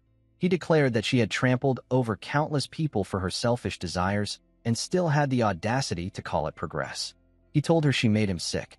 Humiliated, Lei launched herself at him in blind rage. But Kyoichiro countered easily, grabbing her and driving his knee into her stomach. Her unstable power quickly faded, and she collapsed unconscious, her last thoughts on the terrifying new Kyoichiro, whose limitless potential was even more dangerous than his past self with a single attribute. As he left, Kyoichiro remarked coldly that her power was never real to begin with. With this, 2 of the 5 targets in his quest for revenge were now defeated. Outside, Asahi rushed to him, asking if he was all right. At the same time, news anchors swarmed the area, chasing reports that Lei's office had been attacked. Asahi turned to him, asking if he was responsible. Kyoichiro simply replied, "Who can say?" He knew that the truth about Lei's company and its cruel experiments would soon be exposed. With her downfall, many people would finally be safe, and everything she had built over a lifetime would crumble. Asahi called out to him. She admitted that earlier she had been too confused to say it, but now she wanted him to know. Without him, she would not still be standing there. She thanked him deeply for protecting her. Kyoichiro reflected silently. Once, words like those had meant everything to him. They had been his reason to push forward in his previous life. That night, the news exploded with revelations about Lei's company. The truth about their secret experiments and underground facilities where people had been used as test subjects. Reports claimed that someone had stopped her before she could erase the evidence, though the identity of the assailant was unknown. It was also revealed that Lei was now suffering from memory issues and had been placed in medical care. Kyoichiro wondered how the other saints would react to this turn of events. Just as he thought about it, breaking news appeared. An emergency announcement from Nathaniel of the Pentagram Saints. Hearing the name shocked him. At the press conference, Nathaniel declared that on behalf of the Pentagram Saints, they were devastated by Lei's actions and her inhumane research. He apologized, saying that although she had once been their comrade, they had failed to see the darkness lurking within her. Kyoichiro's anger flared.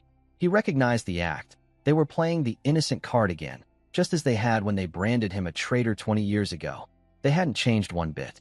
To them, ordinary people were not lives to protect, but stepping stones to secure their reputation as heroes. He realized that Nathaniel must have been the one to spark hatred among the clan back then, leading to his betrayal.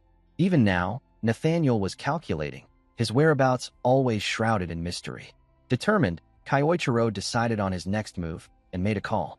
Meanwhile, in a distant sanctuary, a messenger reported the conference to Saintess Claudia. Hearing the news, she clasped her hands and prayed for the future.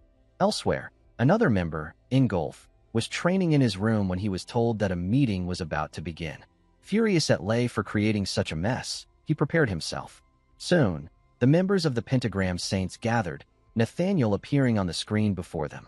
Once all were assembled, he formally began the meeting of the Pentagram Saints Council. After a long discussion and debate, the council members agree with the statement that an assailant seeking revenge had attacked Lei and exposed the experiments she had been conducting. Ingolf is genuinely furious, enraged that she had been carrying out such secret actions behind their backs, tarnishing the honor and reputation of the Pentagram Saints. Concluding the matter, Nathaniel states that the experiments were Lei's doing alone, carried out on her own accord, and that the rest of them had no knowledge of her activities during that time. Iwako listens silently, but his thoughts turn dark. He reflects that Nathaniel always behaves this way, making seemingly rational judgments while easily shifting blame. It is clear to him that Nathaniel is abandoning Lei to protect the group. While others may truly have been unaware of her secret experiments, Iwako is certain Nathaniel knew about them and their results all along. The realization unsettles him. Even his comrades, who were all connected to the betrayal of Kyoichiro, prove themselves unreliable when one of their own is in trouble. Still, he sets aside these thoughts, reminding himself that he has a task to complete.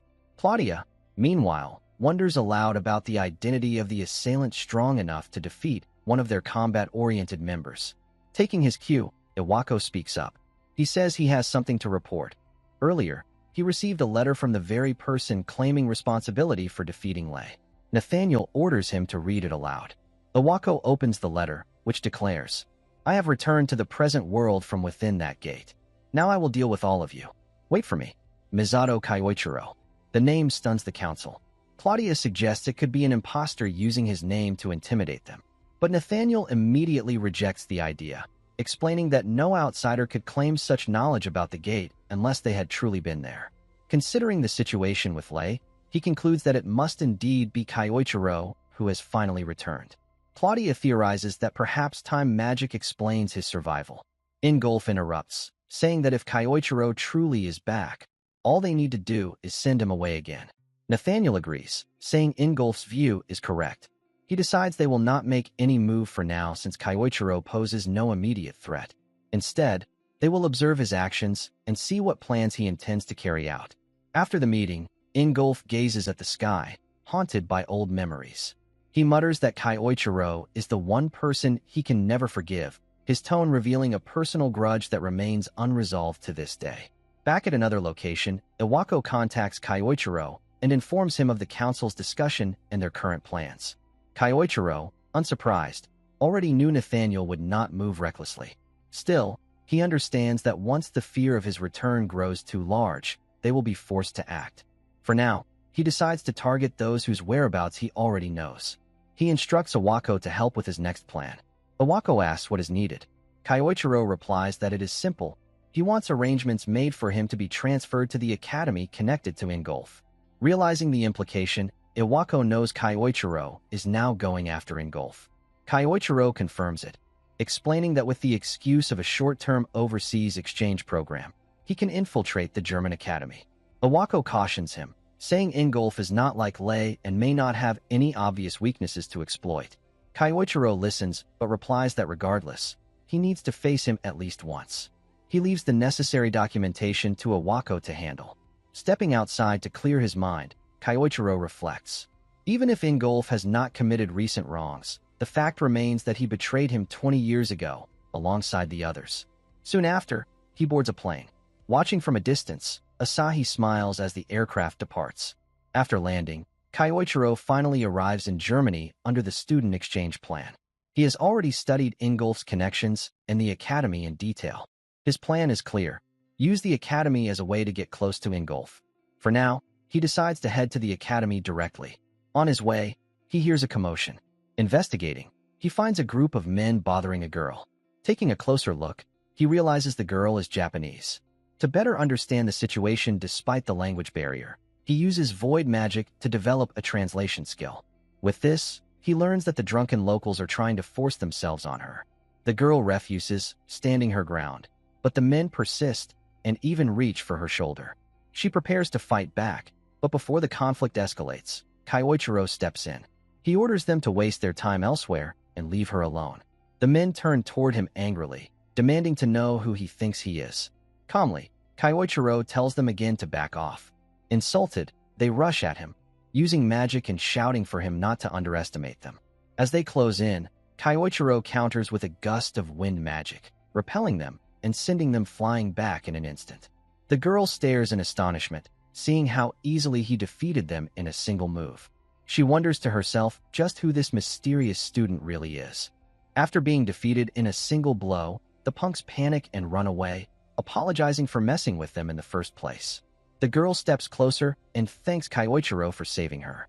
He suggests they change locations since a crowd has started gathering around them. The girl follows him, thinking it has been a long time since she was rescued by someone like this. She recalls that the last time she was saved was by another person. While walking, she once again expresses her gratitude, saying that because of him the situation didn't escalate and no real harm was caused. Kyoichiro tells her not to make a big deal out of it. He was only doing what needed to be done. He quietly wonders if she is the conscientious type, while also feeling as though he has seen her somewhere before. Just as he is lost in thought, she points out his uniform and asks if he is a Japanese student. He confirms it, explaining that he is on a short-term exchange program and was actually on his way to the academy. At this, the girl offers to lead him there as thanks for earlier. He accepts, appreciating the sentiment, and allows her to guide him. As they walk, she tells him she is traveling around the world due to certain personal circumstances. Kyoichiro is surprised. She seems to be about the same age as his current body, yet she is traveling alone. He considers this unusual and even risky. He tells her that traveling alone must be dangerous, making her more likely to run into situations like the one earlier. She brushes it off, saying she is fine and that despite appearances, she can use magic as well. Kyoichiro then wonders aloud why she was caught off guard before. She avoids the question and instead asks if he is studying at the academy. Curious about a traveler's opinion, Kyoichiro asks if there is anything unusual about the place. She explains that the academy is very popular for its strict merit-based system. Students there believe strongly in the hierarchy established by rankings and achievements. There is also a point system that rewards success. Hearing this, Kyoichiro realizes how seriously the academy takes such matters, far more extreme than schools in Japan. From Awako's information, he already knows that Ingolf often teaches classes for the elite upper-class students. To get close to Ingolf, Kyoichiro understands he will need to make a big impact in this merit-based system. The thought excites him, as he enjoys challenges. After their journey, the girl points toward the academy. Kyoichiro thanks her for both the guidance and the information. Before parting, she remembers to introduce herself. Her name is Shirado Sayoki. In return, Kyoichiro introduces himself as Ase Kayasuk. The name shocks her, as though it reminded her of something. When he notices her reaction and asks what's wrong, she simply replies that his name is familiar to someone she once knew. With that, they part ways, and she wishes him luck at the academy. After she leaves, Kyoichiro can't shake the feeling that something about her sticks in his mind. Still, he puts the thought aside and heads toward the academy. The academy itself appears neat and orderly. As he walks across a bridge, a student who had been waiting calls out, asking if he is the Japanese transfer student. The boy arrogantly tells Kyoichiro to come closer.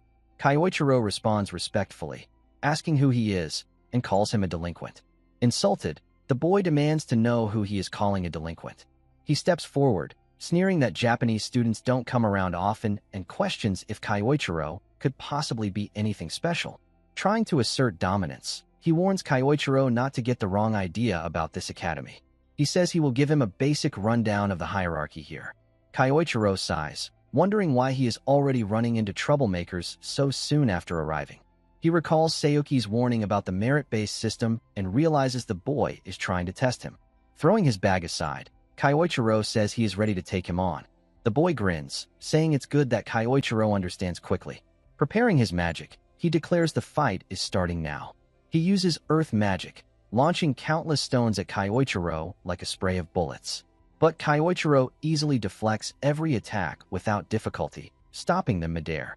The boy stares in shock, clearly not expecting his magic to be countered so effortlessly. Kyoichiro remarks that while the quantity of the attack was decent, the power behind it was weak. He then prepares his own counter. Channeling his magic, Kyoichiro unleashes a devastating strike of earth magic that shatters nearby walls. He tells the student, at the very least, it should look like this. The stunned boy looks at him in horror, wondering why such a monster is here. Elsewhere, Sayuki is seen on a call. She reports that she has made contact with Ase Kayasuk. Speaking to Claudia, she says she will remain in Germany for now and continue to observe the target. Now in Germany, at the Lanzig Training Academy, we find Kyoichiro at the reception desk, receiving his student card after completing the necessary paperwork for his transfer. With the basics done, he now has permission to enter the country's dungeons. Examining the card, he uses void magic to translate the details and notices it is different from the ones he had in Japan. He sees the additional point value section that Shirado had told him about earlier. From this, he realizes the cards track a student's dungeon records and performance. Since he has no classes scheduled for the day, Kyoichiro decides to explore the dungeons in Germany to understand their nature. Leaving the academy, he heads toward a dungeon, but someone is trailing him. It turns out to be the same boy who had lost the duel to him earlier. Sometime later, in the city, Kyoichiro arrives at a dungeon portal. Staring at the gate, he thinks to himself that the only way to get closer to Ingolf is to rank up his classes as quickly as possible. To test himself, he chooses an upper-tier dungeon. He enters, finding not a cave, but a ruined structure serving as the dungeon's form. Intrigued, he wonders what kind of monsters Germany's dungeons will hold. Soon, skeletons wreathed in flames emerge to attack him. Kyoichiro instantly recognizes them as undead monsters, stronger than the creatures he faced in Japan. Still, he knows their weak points. After all, this is not his first battle against such foes. He has fought countless monsters before, learning and adapting to their natures. One skeleton swings its weapon at him, but he dodges with ease. Calmly, he notes that the weaknesses of undead creatures are fire attribute magic or blunt attacks that shatter their bodies. Luckily, he has both options available. First, he enhances himself with strengthening magic. Then, with a single punch, he smashes the monster apart. The remaining undead freeze, almost as if confused about who the real monster is. Smirking, Kyoichiro taunts them to attack. Before long, he clears all the undead in the ruins and advances toward the boss chamber, knowing it should be waiting there. Inside, he finds the boss, a lich, floating in the air, surrounded by wandering souls.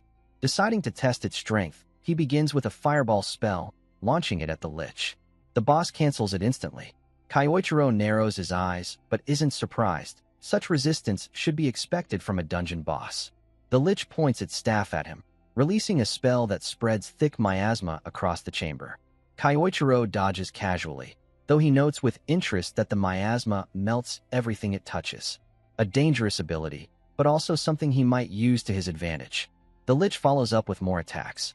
Kyoichiro condenses wind magic around his feet, boosting his speed and propulsion. Leaping across the chamber, he bounces off the floor and walls while evading the incoming spells. After several movements, he finally closes the distance, preparing to strike the boss directly. While preparing his spell, Kyoichiro taunts the lich boss, asking if it can survive a taste of its own medicine. With that, he casts the same corrosive magic back at it. The boss suffers under the spell, its body breaking down as it begins to fade away. Kyoichiro steps back and watches as the lich is defeated. He notes that the spell had a strong impact, but because it was a high-tier magical technique, he couldn't replicate it perfectly with his current ability. He realizes he must raise his void magic as far as possible, but sets the thought aside. There are more important matters to handle now. Looking to the shadows, he calls out and tells him to show himself. The person steps forward. It is the boy he had defeated earlier. The boy admits he hadn't expected to be caught and claims he was only observing Kyoichiro's performance. He asks if Kyoichiro minds. Kyoichiro narrows his eyes and asks if he wants another duel, wondering if he had been too lenient last time since the boy doesn't seem to have learned his lesson. But something about his behavior feels suspicious. Closing the distance, Kyoichiro warns him to clear things up so there are no misunderstandings in the future. The boy reaches into his pocket, and Kyoichiro tenses, suspecting a weapon, or worse, another enhancement like Lay's drug. But instead, the boy does something completely unexpected. He kneels down and begs Kyoichiro to take him as his disciple. Kyoichiro is stunned into silence. He can't believe what he's seeing. The boy holds out a small cup, leaving Kyoichiro even more confused. The boy explains that it's supposed to represent a Japanese Dajiza gesture of respect, which is why he brought it. Kyoichiro wonders if the boy is an idiot. The boy, however, insists earnestly that he was drawn in by Kyoichiro's overwhelming strength and now wants him to teach him magic. Kyoichiro asks if he's joking, but the boy continues to pledge his sincerity, admitting that after seeing the earlier fight, he feels like a fool for ever challenging him in the first place. Kyoichiro sighs, realizing the situation has suddenly become much more complicated. Just as they're speaking, he senses something strange. Placing a hand on the boy's shoulder, Kyoichiro readies himself. The boy thinks Kyoichiro is about to accept him as his disciple, but before he can finish his words, a sudden attack strikes from out of nowhere, carrying devastating force. From the darkness emerges a massive monster, far stronger than the lich Kyoichiro had just defeated. Realization dawns on him. The creature from before wasn't the true final boss. The real one has arrived now. Kyoichiro steps forward, ready to face the monster, while the boy beside him trembles in fear. Staring at the massive beast, the boy recalls something he once read in the academy manuals. He tells Kyoichiro that the creature is a skull dragon, a monster so powerful it once wiped out entire villages long ago. He adds that according to the records, Ingolf had barely managed to defeat one in the past. Confused and terrified, the boy wonders why such a creature would appear here now. Kyoichiro listens calmly to his explanation and prepares to fight. The boy panics, asking if he really intends to go up against the skull dragon alone. He tries to stop him, calling it reckless to face a monster that even the saints struggled against. But Kyoichiro tells him to sit back and relax. With a sharp look, he also adds that, for the record, it wasn't Ingolf who defeated that dragon back then. The boy looks shocked, unsure of what he means. Kyoichiro thinks to himself that when the group of pentagram saints was formed, they found it convenient to erase his name from history. They twisted the story so they could claim the glory, becoming heroes while he was cast aside. He smirks bitterly, thinking about how they've lived comfortably all this time, typical cowards. Now, with the skull dragon before him once again, Kyoichiro decides, if it has returned, he will simply kill it again. A sense of déjà vu washes over him. The beast roars and charges forward, slamming into the ground, and sending shockwaves through the ruins. The boy cries out in panic, but Kyoichiro steps up to block the force of the attack. He realizes the monster is even stronger than it was 2 decades ago. Still, it doesn't matter. This time, he has far more options at his disposal. He rushes in, conjuring multiple spells with his void attribute, layering them rapidly. Closing the distance, he combines fire magic with strengthening magic and delivers a powerful strike to the skull dragon. The impact forces the monster back, giving Kyoichiro room to retreat and reassess. The boy erupts in excitement, praising Kyoichiro's strength, shouting that he's the best as his magic blew the dragon away. Kyoichiro, however, remains calm, wondering why the boy has suddenly become so energetic when moments ago he was begging him not to fight. He tells him not to celebrate too soon. The monster is not dead. Sure enough, the skull dragon rises again, letting out an earth-shaking howl. To the boy's horror, its broken body begins to regenerate. Kyoichiro explains that skull dragons, as undead monsters, have immense stamina. If they are struck with half-hearted attacks, they simply heal themselves and continue fighting. The boy asks how Kyoichiro knows so much about the creature. Kyoichiro frowns, realizing the dragon is even tougher than he expected. If his earlier attempt failed, then he'll need to proceed with his next plan of action. The boy stares blankly, wondering what else Kyoichiro could possibly try. He can't imagine how anyone could defeat such a monster alone. The dragon lets out another deafening roar and launches into another series of attacks, forcing both of them on the defensive. Kyoichiro parries and deflects the heavy blows while keeping the boy out of danger. But even as he holds the line, Kyoichiro is secretly preparing something. Channeling his void attribute, he sharpens and refines the mental image of his next spell. The clearer and more detailed his visualization, the more powerful the magic will become. The monster lunged forward, opening its massive jaws, and unleashed a devastating beam of energy. The student cried out in panic, running toward Kyoichiro, certain he had been struck head-on. But to his shock, Kyoichiro stood firm, gripping the skull dragon's mouth with his bare hands. Calmly, he activated the new magic he had just developed. In an instant, the monster's insides began to freeze. The chilling power spread rapidly, encasing the creature's body. Within seconds, the enormous beast was frozen solid, unable to move. Kyoichiro lowered his arm and declared coldly, "It's over." The student stared in awe at the incredible display, unable to believe Kyoichiro had defeated a Calamity-class monster single-handedly. Outside the dungeon, Mateo hurried after him, calling for him to wait. Kyoichiro raised an eyebrow, asking why his tone had suddenly changed. Mateo explained that it was out of respect. After witnessing such strength, he now saw Kyoichiro as his master. As Kyoichiro glanced down at his student card, Mateo noticed and asked if something had caught his eye. Kyoichiro replied that he was wondering how many points he had earned from that run. Finally, Kyoichiro addressed him by name and asked just how important points were for class rankings. Mateo thought for a moment before explaining. There's no exact system, but in general, you need about 10,000 points to rank up a class. That means around 30,000 points are required to qualify for the special class. Kyoichiro frowned slightly. Mateo continued, "The worst part is that dungeon points are fixed. Even though we defeated a skull dragon, it won't give you anything extra. This run earned you about 500 points. Kyoichiro did the math quickly. 600 dungeons, just to qualify? He sighed, realizing the long road ahead. Mateo, watching his reaction, asked, "Are you also aiming for the special class?" Then, with a grin, he added, "If so, there's a shortcut to stacking points faster." Kyoichiro immediately closed the distance between them, his expression sharp. "Spill it." Startled at how close Kyoichiro's face was, Mateo quickly explained. "There's an event in 1 month.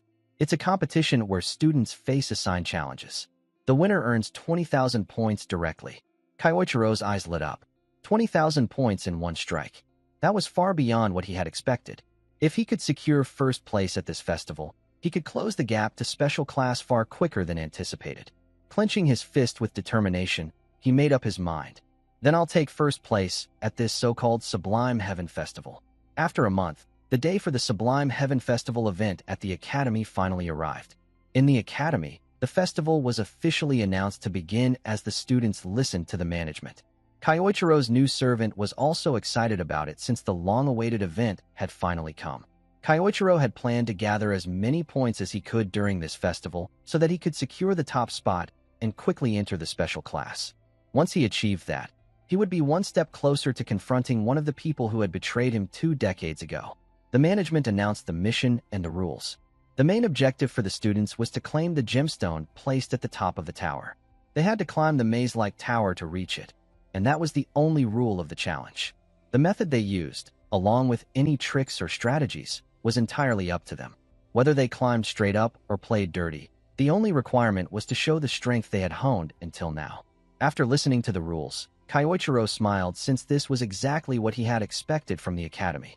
Fortunately, it also suited his taste.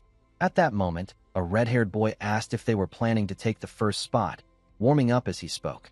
Kyoichiro looked at him and thought back to when he learned that the event would require teams of 2. At first, he was worried and unsure what to do, as he didn't know many people. However, fortune seemed to smile upon him since he already had the perfect partner at hand. When he ordered the boy to pair up with him, the boy was so delighted that he bowed deeply to Kyoichiro. While warming up, someone approached them. Kyoichiro looked over and was surprised to see Shirato attending the event. She told him that since it was such a fun occasion to watch, she thought of taking a detour to enjoy her time there. Seeing her, Kyoichiro's new disciple jumped up and asked his master if this cute person was his girlfriend. Before he could continue, Kyoichiro slammed his head and told him to shut up with the nonsense. During their chatter, the atmosphere around the students suddenly changed. When they looked around for the cause, everyone was shocked to see the presence of their saint, Ingolf, who had come personally to watch the event. As soon as Kyoichiro saw him, he gets really furious. Ingolf took his seat among the management and judges, who thanked him for making an appearance at the event. Ingolf told them to be at ease, saying he was only there out of curiosity. He added that he was interested to see if a true golden egg was hidden among the young magicians. Kyoichiro remained locked on Ingolf with an intense stare. After a while, the event was about to begin. The students took their positions and entered the tower. Team Kyoichiro stepped inside and observed the surroundings, which resembled a maze. As soon as the event started, chaos broke out immediately with explosions and the sudden appearance of magical beasts. Kyoichiro remarked that they had mentioned releasing beasts into the tower. His disciple asked what their plan would be, but before he could finish, Kyoichiro was already in motion. With flashy moves, he began soloing the monsters and clearing their path up the staircase. Kyoichiro told his stunned teammate to get moving already. The other students were shocked at the overwhelming display of power, while his disciple was thrilled and quickly followed him. Even outside the tower, the display screens showed Kyoichiro's powerful actions. Watching this, Ingolf wondered aloud why such a remarkable Japanese magician was present here. All the spectators were surprised to see a student one-shotting a monster. Shirato, who was also observing the situation, became tense. She had an idea that Kyoichiro was extraordinary, but this was still a surprise to her. Inside the tower, Team Kyoichiro continued clearing the beasts along the way, and even Kyoichiro's new lackey was pulling his weight. Kyoichiro asked him if he was able to manage the situation, and with confidence, the boy replied that he still had plenty of energy left in the tank. Hearing this, Kyoichiro told him they needed to move faster without slowing down. The red-haired kid, who had seemed confident before, was actually at his limit but continued following Kyoichiro so he wouldn't drag him down. While climbing upward on the staircase, Kyoichiro sensed something and stopped his teammate. Suddenly, an explosion destroyed the staircase ahead of them. On the other side stood another team, responsible for destroying the staircase so Kyoichiro's group couldn't catch up. The red-haired kid shouted at them for playing dirty. The other team teased him, asking if he had said something, mocking that they couldn't hear him from so far below. After that, they ran away, taunting them to sit back and watch as they lost. The boy grew angry, then asked his master about their course of action now that the path was destroyed. Kyoichiro, without any worry, told him the answer was obvious. They just needed to fly over.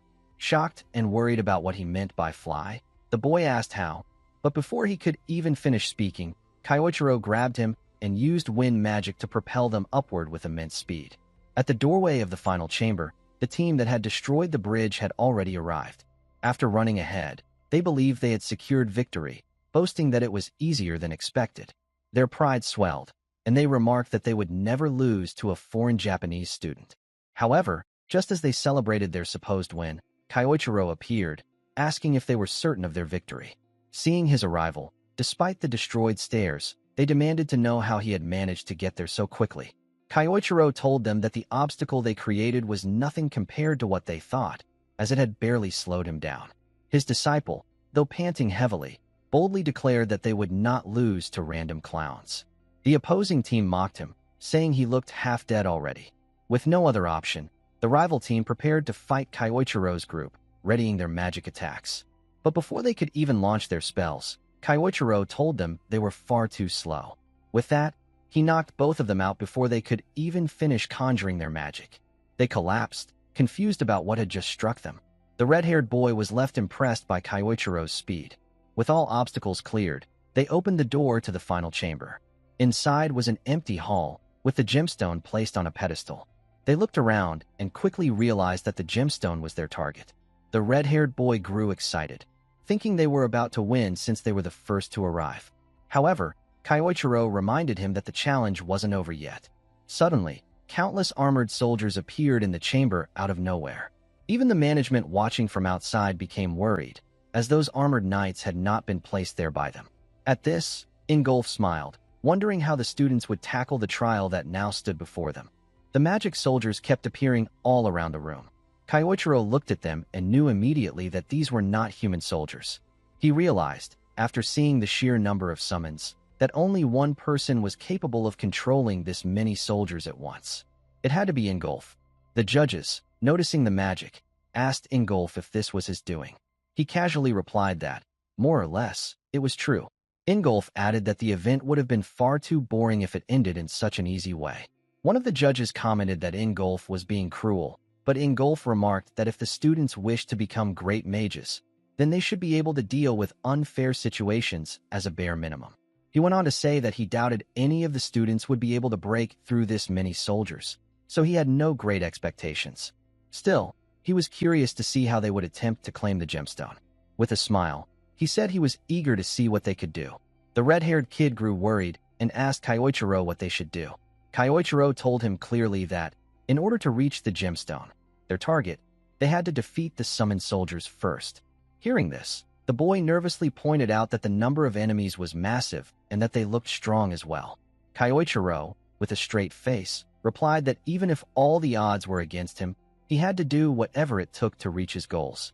Inspired by those words, the boy decided to help him, even if only a little. However, the very next second, he was attacked by one of the soldiers and barely manages to dodge the strikes. At the same time, other soldiers rushed toward Kyoichiro. He instantly used body enhancement magic, blocked the attack with his fingers, and followed up with a charged strike from his bare hands, taking the soldier down with a single strike. The spectators were amazed at the destruction of such a powerful creature with a single punch.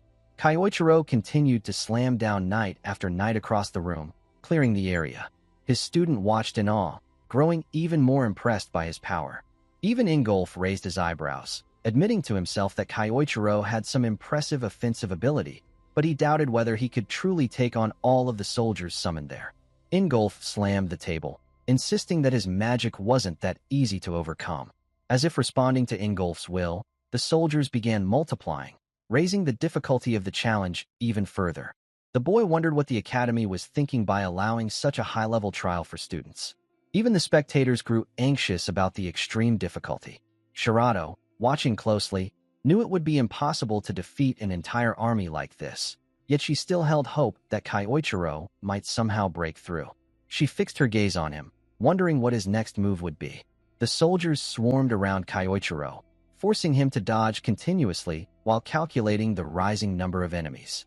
Though the situation looked overwhelming, Kyoichiro found it trivial compared to when he had fought calamity-level monsters inside an SSS rank gate.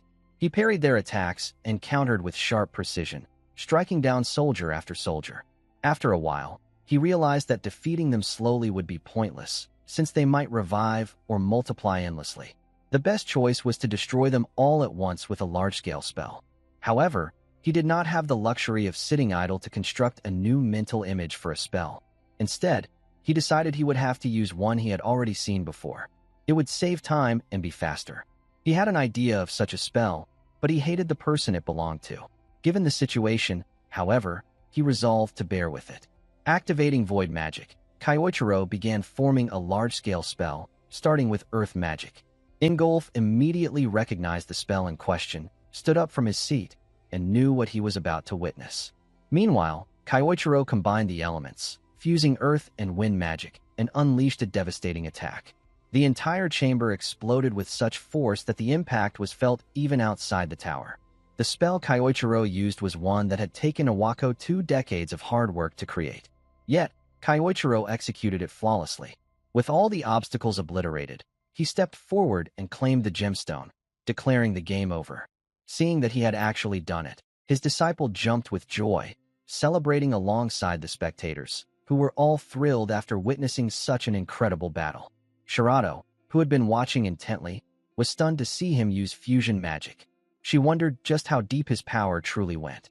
Ingolf, meanwhile, laughed and smiled, amazed that Kyoichiro had just cast a spell that had taken a saint 20 years to develop, and yet he used it as a mere student.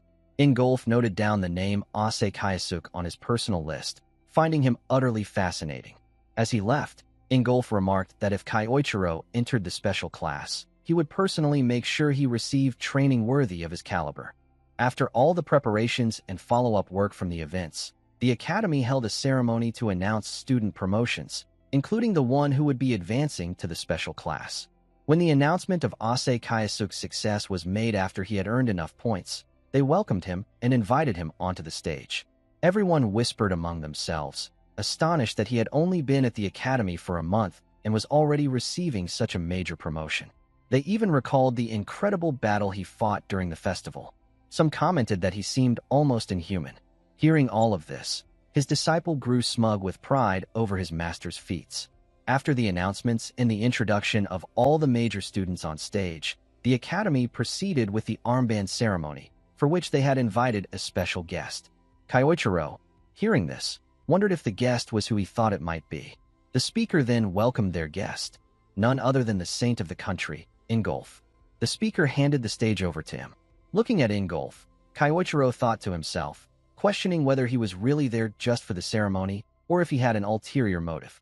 Ingolf gave a tribute to the students, then turned directly toward Kyoichiro. He told him that he had provided quite the entertainment at the festival. Ingolf then presented him with his prize, and as he passed by, he leaned in and quietly whispered for Kyoichiro to come to his estate that night. A few people noticed Ingolf speaking to Ase and wondered what he had said to him. Kyoichiro, meanwhile, pondered the true intention behind Ingolf's words. After the ceremony concluded, that same night Kyoichiro went to Ingolf's estate to discover what he wanted. He was received by a butler who told him they had been expecting him. On the way to meet Ingolf, Kyoichiro racked his brain about what Ingolf could be up to and why he had called him there. He wondered if his true identity had already been exposed. If that were the case, he regretted not having more time to prepare. He thought that if his luck had run out, then he had no choice but to face it. As he entered the room, he braced himself for the worst, preparing in case the situation escalated into a fight sooner than he had planned. Inside the room was a table with food already served, and Ingolf was seated, eating his meal. He welcomed Kyoichiro, inviting him to sit, and saying he would like to talk after sharing a meal. Kyoichiro sat down and joined him, still wondering which of the two possibilities this meeting would lead to. After the meal ended, Ingolf began the conversation by congratulating him once again on his victory at the festival and the feats he had demonstrated there, saying he found them truly impressive. Ingolf added that the battle at the top floor of the tower had particularly caught his eye. Then, slowly changing his tone, Ingolf said he had one thing he was curious about. He asked Kyoichiro directly what exactly he was hiding.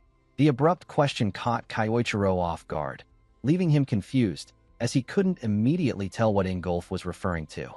He had many things hidden, his power, or the possibility that he was Misato Kyoichiro in a new body. Thinking carefully, he deduced that Ingolf had no knowledge of his true identity, because if he did, he would have been far more direct with his questioning. Since that wasn't the case, Ingolf must have been aiming at something else. Seeing Kyoichiro remain silent, Ingolf continued, pointing out that the magic Kyoichiro had used at the top of the tower was one created by Iwako after 2 decades of dedication. This made him question how Kyoichiro could possibly use such a spell. Kyoichiro relaxed on hearing this, which made him sure that Ingolf was interested only in his power. He told him that Iwako had given him special treatment back in Japan. This made sense to Ingolf. If Kyoichiro had received such training, then it followed that he could have learned that magic along the way. Kyoichiro added that Iwako was simply a good teacher and that he owed him everything. Ingolf smiled over his coffee, saying it sounded like something Iwako would do, and he appreciated how much Kyoichiro had mastered his skill. He then warned him not to misuse that power, telling him that if he did, he might end up like Misato Kyoichiro, the man who had almost torn the world apart. Kyoichiro fell silent at that. Ingolf moved to the window and said Kyoichiro must have heard about the SSS-ranked dungeon breach that had gone wild 2 decades ago. He accused the man of having drowned in his own power while cooking up a twisted plan. Ingolf claimed that Kyoichiro had intended to unleash the monsters from the gate to wipe out even his own allies. Those words angered Kyoichiro. Ingolf added that Kyoichiro had wanted to be the last man standing and had begun that plan that day, but they had been lucky and stopped him before he could. Hearing the accusation infuriated Kyoichiro. He resented being cast as the villain and knew he could not let it pass so easily. Ingolf said he was telling Kyoichiro this because he did not want him to be swallowed by his power as well. Kyoichiro replied that it was all right. The power he sought was necessary to fight evil, and he would do whatever it took to become stronger than anyone else. Ingolf studied him, pleased by the flame in his eyes, and smiled. He told Kyoichiro that, like at the festival, he was an interesting person. For that spirit, he wanted to reward him. He leaned closer as Kyoichiro asked what the reward was. Ingolf told him that in the next training cycle he would step in as Kyoichiro's trainer and sparring partner. If Kyoichiro wanted it, of course. Kyoichiro agreed and said he would be glad to accept. After all of it, he left the estate thinking that what Ingolf had bestowed on him was the best reward he could ask for. He continued thinking that he would crush Ingolf with everything at his disposal and finally settle the grudge he had harbored for more than 2 decades. The scene shifts to the academy on Special Class Periodic Training Day, where 2 students walk toward their classroom discussing the excitement for today's session. They mention that this particular class is special because the academy's top students have the rare opportunity to train directly under Ingolf, one of the most renowned fighters in the world. One of the students admits feeling a little jealous, wishing he could participate as well. As they chat, one of them glances to the side and suddenly freezes. Sitting alone nearby is Ase Kyoichiro, his expression filled with intense frustration and barely controlled anger. Realizing the atmosphere is dangerous, both students quickly rush away, not wanting to get caught in whatever emotions Kyoichiro is wrestling with. Meanwhile, Kyoichiro himself sits in silence, thinking that today he will finally be able to settle the score with Ingolf. Kyoichiro recalls that Ingolf promised to have a mock battle with him during this training session. For Ingolf, it is probably nothing more than entertaining a curious student with a simple lesson. But for Kyoichiro, it is far more personal. He intends to confront Ingolf and make him regret the betrayal that occurred 20 years ago. The scene transitions to the vast training hall where the instructor announces that the periodic training session will now begin. A moment later, Ingolf steps forward. As soon as Kyoichiro spots him, he thinks to himself that the moment he has been waiting for has finally arrived. Ingolf addresses the class, explaining that he trusts his students, the finest the academy has to offer, and acknowledges how hard they have all been training each day. He adds that observation is also a valuable form of training. For that reason, he has decided to change the format for today and hold a sparring match. The gathered students gasp and begin whispering among themselves, surprised and excited at this unexpected announcement. Ingolf calms them, saying there is no need to get restless, because he has already chosen his opponent. He calls out clearly, "Ase Kyoichiro, step forward." In the audience, a red-haired student spots Kyoichiro and becomes ecstatic, realizing that Kyoichiro will be facing Ingolf directly. He mutters that skipping his other class was absolutely worth it to witness this match. As he looks around, he notices Sayuki sitting quietly nearby and recognizes her from the Sublime Heaven Festival. Sayuki studies Kyoichiro intently, thinking to herself that he is about to challenge a pentagram saint, one celebrated throughout the world as a hero. She wonders how far Kyoichiro plans to push himself against such an overwhelming opponent. Ingolf looks at Kyoichiro and asks calmly if they should begin. Kyoichiro reminds himself that Ingolf is one of the strongest fighters among the pentagram saints and operates on an entirely different level from Iwako or Lei. Even so, Kaiichiro resolves that the one who will fall today will be Ingolf. Ingolf announces that he will make the first move. His aura flares as he launches a powerful strike toward Kaiichiro. The students gasp in shock at the sheer force behind the attack.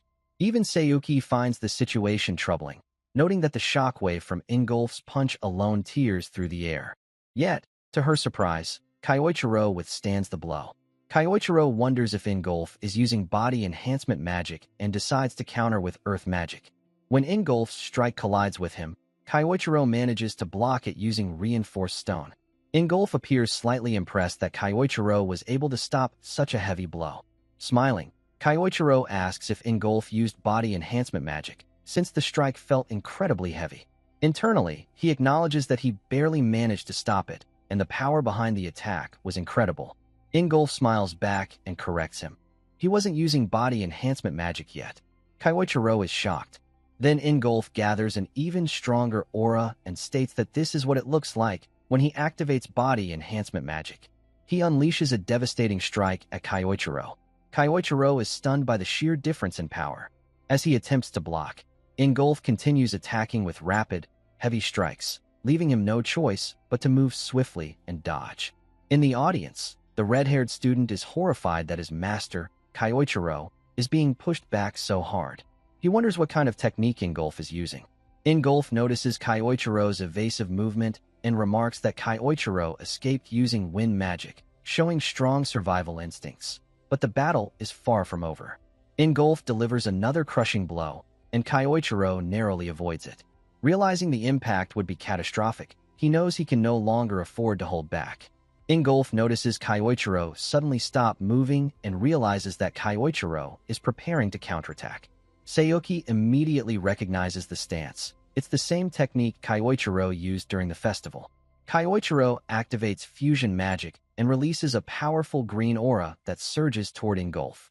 As the blast strikes, a massive explosion fills the arena. When the dust settles, Ingolf stands unharmed, having blocked the attack with a single punch. Kaiichiro realizes Ingolf used a shockwave technique that dulled the impact. At this moment, he understands that Ingolf has become even stronger over the past 20 years. Ingolf smiles, acknowledging the intensity of the battle, and admits that he should not have been holding back either. Golden aura erupts around him, flooding the arena with overwhelming energy. Stunned and confused, Kaiichiro wonders what kind of magic Ingolf is using now. With complete confidence, surrounded by radiant golden light, Ingolf looks at Kaiichiro and says with a calm but powerful voice, "Now then, let's keep this fight going." Seeing the spell before him, Kaiichiro immediately realizes that it is a technique even he does not recognize, meaning Ingolf must have discovered or developed it sometime within the last 20 years. Although this surprises him, Kaiichiro states that it is perfectly fine by him, and he decides to evaluate Ingolf's progress by testing the spell's true worth. He begins by unleashing his void magic, followed by a powerful strike using earth magic. Ingolf pauses for a moment, wondering what Kaiichiro intends to accomplish with this approach. Meanwhile, Kaiichiro thinks to himself that this particular strike covers such a wide area that there should be no way to dodge it. However, Ingolf manages to avoid the attack by leaping high into the air. Kaiichiro knows that once Ingolf loses his stance mid-air, it will create the perfect opening for Kaiichiro to strike with a fused spell. Preparing himself, he gathers both earth and wind magic, merging them together into a fusion technique and launching it directly toward Ingolf while he is still airborne. Seeing this, the red-haired student remarks with excitement that Master Kaiichiro is finally using his fusion magic. Sayuki looks surprised as well, quickly realizing that Ingolf is losing balance in the air, making it an ideal opportunity for Kaiichiro to land a decisive blow. Just when everyone thinks the attack will strike Ingolf head-on, Ingolf suddenly smiles. His aura intensifies dramatically, catching Kaiichiro completely off guard. To everyone's shock, Ingolf takes the fusion spell head-on and blocks it with nothing but his hand. The force of the magic disperses, completely nullified. Kaiichiro is stunned to see Ingolf effortlessly break through his fusion spell, and Sayuki also struggles to accept that someone could neutralize a technique of that level so casually. Back in the arena, Ingolf calmly tells Kaiichiro that the strike was excellent, but it is simply not strong enough to break through Ingolf's mana armor. His right arm is now enveloped in a glowing golden aura. Kyoichiro, surprised at first, realizes that this golden haze functions as a powerful armor. The fact that Ingolf can shrug off fusion magic without suffering a scratch reveals an overwhelming level of durability. Stepping forward, Ingolf explains that his armor does more than just protect him. This mana armor transforms his entire body into a weapon, combining offense and defense seamlessly. That, he claims, is the true essence of his technique. Ingolf then charges toward Kyoichiro at full speed, covering his entire body with mana armor. As Ingolf's strike lands, Kyoichiro barely manages to dodge, yet Ingolf's attack still smashes into the ground, completely breaking the terrain. The red-haired student is stunned at the sheer power behind Ingolf's strike. Kyoichiro finds himself being pushed back repeatedly. Once the dust settles, he realizes that Ingolf is far stronger than he was 2 decades ago, and that this mana armor is one of the biggest reasons behind that enormous growth. Kyoichiro thinks to himself that he does have a countermeasure, but the spell is incomplete, and he is unsure whether he can even pull it off successfully. Ingolf asks if Kyoichiro is not going to strike back, and when he receives no immediate response, he decides that he will end the duel himself. Feeling the pressure, Kyoichiro becomes frustrated, knowing he has no choice but to attempt the new spell.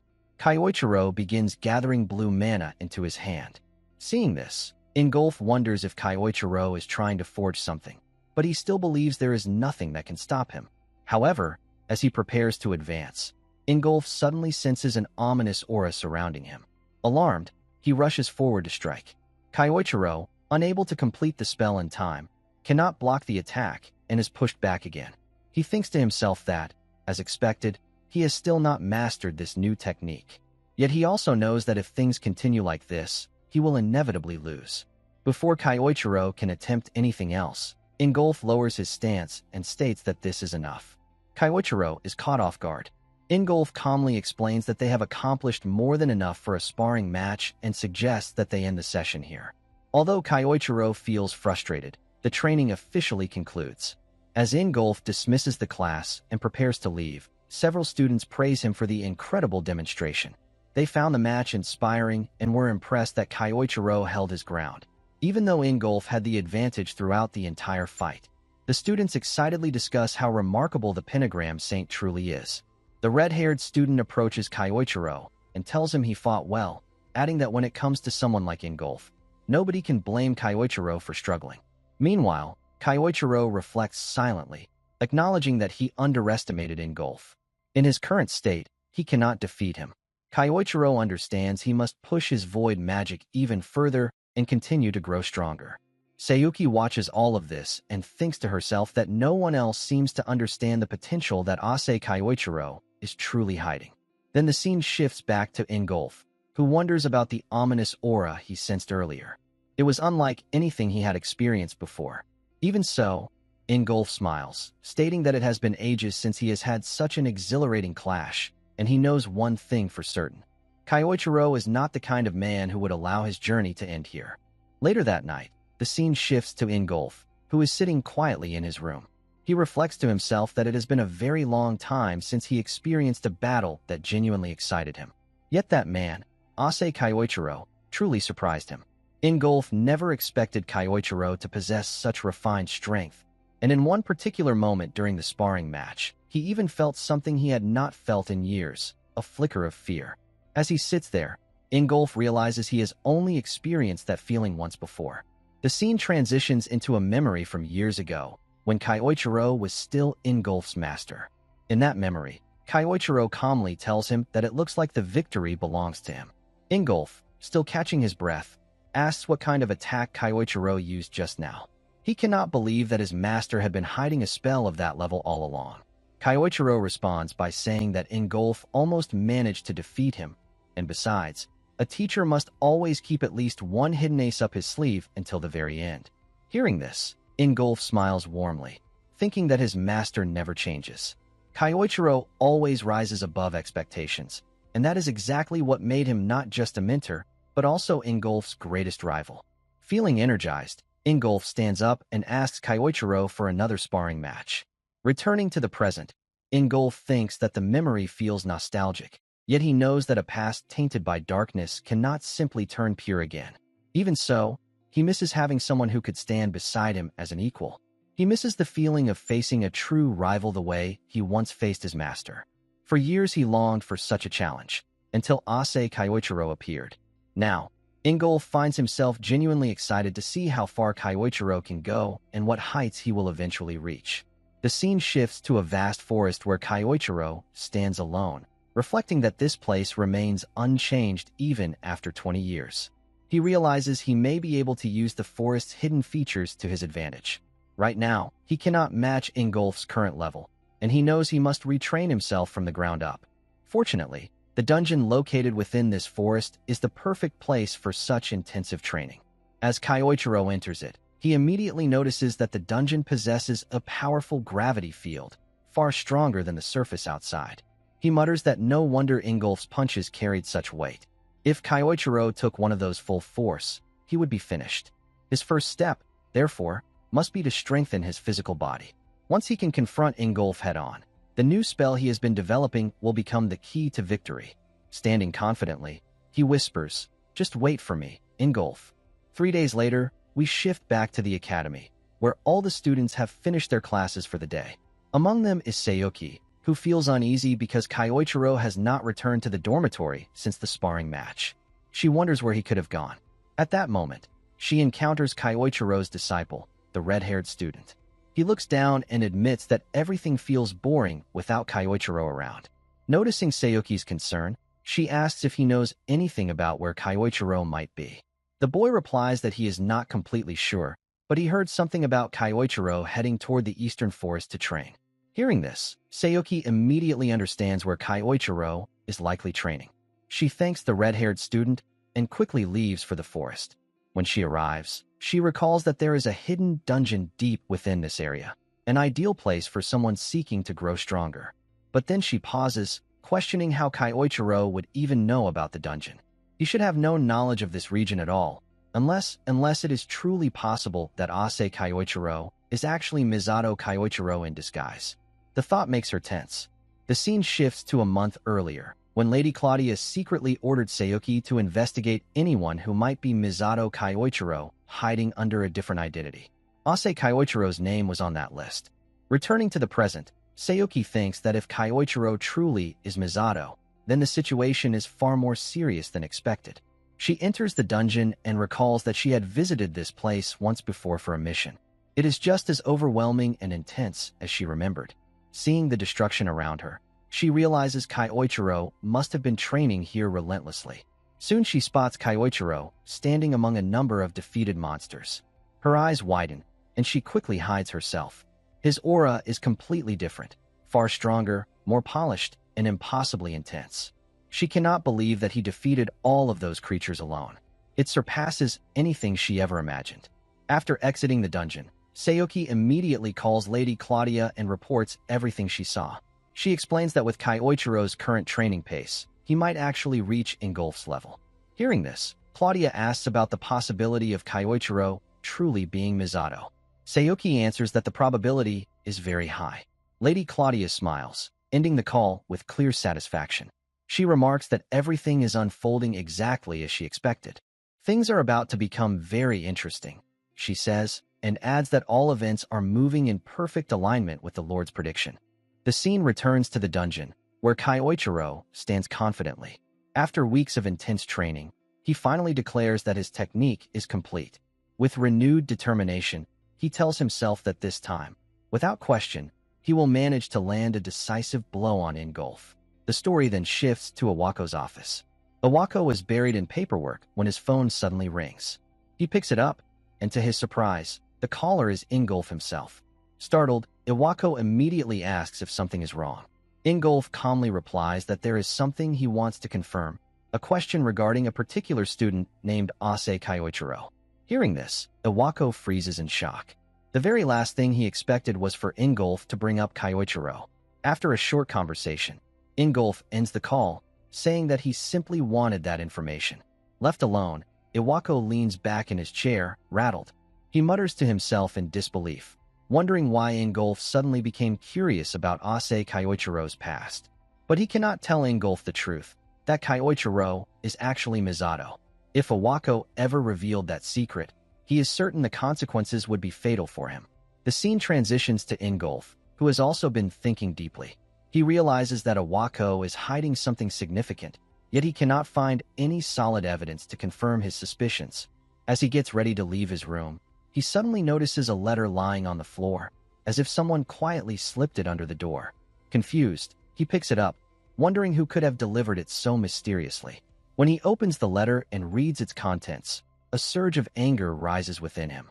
His expression hardens as he mutters that this must be the confirmation he needed all along. The story then shifts into a memory from the past. Ingolf apologizes to Misato for what happened earlier that day. Misato simply replies that it is fine. Since Ingolf's home was being threatened, of course Misato would lend his support. Yet Ingolf asks if Misato is truly certain about his decision. Conquering the dungeon requested by the nation would have brought far more prestige and reward. Misato dismisses the thought, saying that the influential leaders merely want to flaunt their power, and he would rather assist the people who genuinely need help. Hearing this, Ingolf smiles, thinking that Misato is truly kind-hearted. The two gaze out at the peaceful village below. Misato comments on how pleasant the place is, and Ingolf explains that this area is called Keld's Hill, the best spot around to watch the sunset. Misato nods, saying he can tell how much Ingolf cherishes it. Inspired, Ingolf admits that he wants to become stronger, not only for his village, but because there are many other places suffering from dungeon outbreaks. Misato responds with enthusiasm, saying that he will team up with Ingolf. Standing up, Misato adds that he has decided to train Ingolf here during his stay in the country. Overjoyed, Ingolf readily agrees. Returning to the present, Ingolf stands alone near a window, remembering those days when he and Misato would meet at the hill, pushing each other to new limits whenever they found time. But those memories are tainted, because Misato was the one who later devastated Ingolf's hometown. With a conflicted expression, Ingolf decides that he will not involve Nathaniel, Claudia, or the other pentagram saints. This is a burden he must shoulder alone. He will be the one to confront Kyoichiro. Back at the academy, Kyoichiro walks down a quiet corridor. He thinks to himself that the next periodic training session is only a week away, and he intends to challenge Ingolf again then. This time, he vows, the outcome will be different. Suddenly, the red-haired student rushes over, excited to see Kyoichiro return. Kyoichiro asks what the hurry is, and the student explains that the headmaster instructed him to deliver a letter. Kyoichiro opens the letter and instantly stops in his tracks. Shock hits him so hard that he cannot hide it. The red-haired boy asks what is written inside, but Kyoichiro simply says it is nothing and walks away quickly, frustration clear on his face. The boy is left confused, unable to understand what just happened. Meanwhile, Sayuki quietly observes from a distance, having seen everything. The scene shifts to a serene forest, where Ingolf stands waiting. He looks toward the hill and remarks that Kyoichiro really did come. On Keld's Hill, Kyoichiro arrives as well and immediately asks if this location is tied to the reason Ingolf summoned him. Ingolf confirms it and states plainly that he knows Kyoichiro's true identity, Misato Kyoichiro. Kyoichiro narrows his eyes and asks why Ingolf called him here. Taking a step forward, Ingolf says the reason should be obvious. His aura begins to rise and swirl around him as he declares that he intends to settle everything and bring Kyoichiro down once and for all. Kyoichiro stands firm. He replies that if that is how Ingolf feels, then the sentiment is mutual. Kyoichiro begins gathering his aura as well. As they stand facing each other, Kyoichiro calmly states that he has something he wishes to ask. Earlier, Ingolf confidently declared that he was certain Ase Kyoichiro and Misato Kyoichiro were the same person, so Kyoichiro wants to know how Ingolf managed to figure that out. Ingolf replies that this is not information Kyoichiro needs to know, but he will at least reveal one thing. This entire confrontation has nothing to do with the Pentagram Saints, as Ingolf's motives are entirely personal. Hearing this, Kyoichiro asks if that is the reason Ingolf specifically chose this remote place for their battle. Ingolf responds with a firm, exactly, and with rising anger, warns Kyoichiro not to misunderstand. Ingolf will never forgive him. Unfazed smile, Kyoichiro remarks that what an interesting coincidence, because it seems they are on the same page. As both fighters begin gathering their aura, Ingolf tells him that as Kyoichiro already witnessed in their previous mock battle, Ingolf's mana armor can block every type of attack, whether physical or magical, it makes no difference. According to Ingolf, this means Kyoichiro has absolutely no chance of winning. Ingolf then launches a powerful strike directly at Kyoichiro, but Kyoichiro remains completely calm. Ingolf wonders what Kyoichiro plans to do, remembering that in the mock battle the only thing Kyoichiro could do was dodge. If that is still the case, Ingolf intends to overwhelm him with another shockwave. Yet to Ingolf's surprise, Kyoichiro suddenly charges forward head-on instead of evading. In that moment, Kyoichiro activates his own mana armor and breaks straight through Ingolf's incoming strike. Within an instant, Kyoichiro appears right in front of him, and both of them land a direct hit using their mana armor-enhanced attacks. The collision causes a powerful explosion, sending them both sliding backward. As they gather themselves, Kyoichiro thinks that Ingolf's mana armor is as hard as solid rock. Meanwhile, Ingolf is stunned. He never imagined Kyoichiro would break through that shockwave, and even more shocking, Kyoichiro's attacks hit harder than before. Noticing Kyoichiro's physique, Ingolf realizes that Kyoichiro must have been training intensely. But that is not all. Ingolf is furious to discover that Kyoichiro has also copied his mana armor technique. Frustrated, Ingolf declares that he has finally figured out the secret behind Kyoichiro's magic.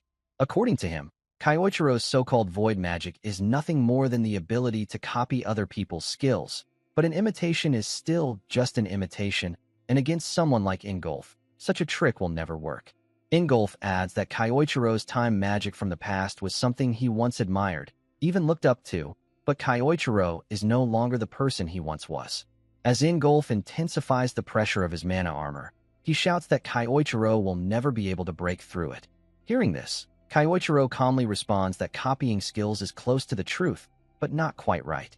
Void magic goes far deeper than that. With a confident smile, he states that it took him a while to fully picture it, but now he believes he can finally show Ingolf its true form. As Kyoichiro's blue aura begins surrounding him, Ingolf realizes that this must be the technique Kyoichiro attempted at the end of their mock battle, Kyoichiro's ultimate move. Even so, Ingolf believes it will not matter. Without hesitation, Ingolf charges forward with his full strength, convinced that no known spell can break through his mana armor. As he comes right in front of Kyoichiro and prepares to strike, Kyoichiro activates his void magic at the exact moment Ingolf raises his arm. Suddenly, out of nowhere, Kyoichiro's strike lands cleanly on Ingolf, shattering his mana armor and injuring his right arm. Ingolf is completely shocked. He cannot believe Kyoichiro managed to damage him, let alone break through mana armor that no one has ever been able to destroy. Stunned, he struggles to accept what just happened. Kyoichiro calmly tells him that he already explained. Void magic is not simply about copying. Then Ingolf sees that Kyoichiro is holding a massive flame sword. Furious and confused, he demands to know what that weapon is.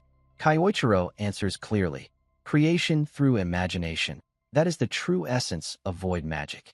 And now, Ingolf will witness the real power of void magic for himself. Ingolf, clearly surprised, asks if Kyoichiro really said that this is magic born from imagination, meaning that Kyoichiro personally created that flaming sword himself. Kyoichiro replies that this is exactly the case.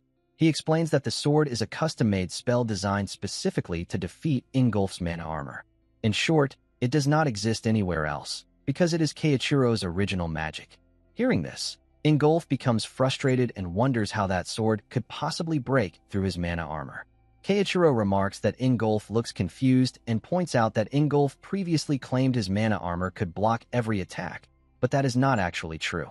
Ingolf is stunned by this statement and tells Kyoichiro to stop talking nonsense, insisting that his mana barrier is impenetrable.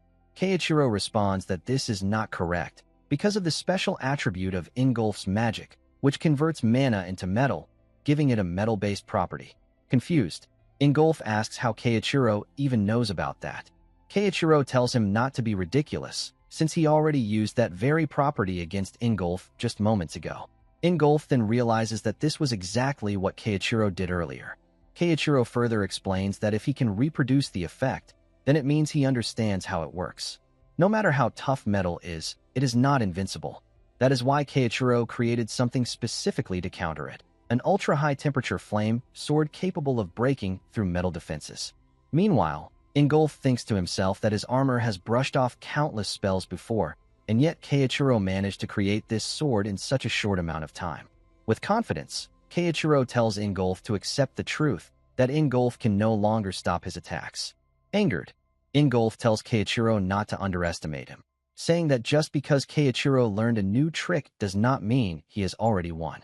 Then Ingolf begins to release his aura, and in an instant, he appears right in front of Keiichiro with incredible speed, throwing a powerful punch meant to teach him a lesson. However, Keiichiro blocks the punch with his sword and immediately swings back, landing a solid strike on Ingolf and pushing him backward. Ingolf's right arm is injured by the counterattack. Frustrated, Ingolf thinks that this cannot be happening. Keiichiro calmly states that when Ingolf gets emotional, his movements become predictable. With a slight smirk, Keiichiro adds that Ingolf never truly got rid of his old habits. Enraged, Ingolf tells Keiichiro to stop talking and charges forward again.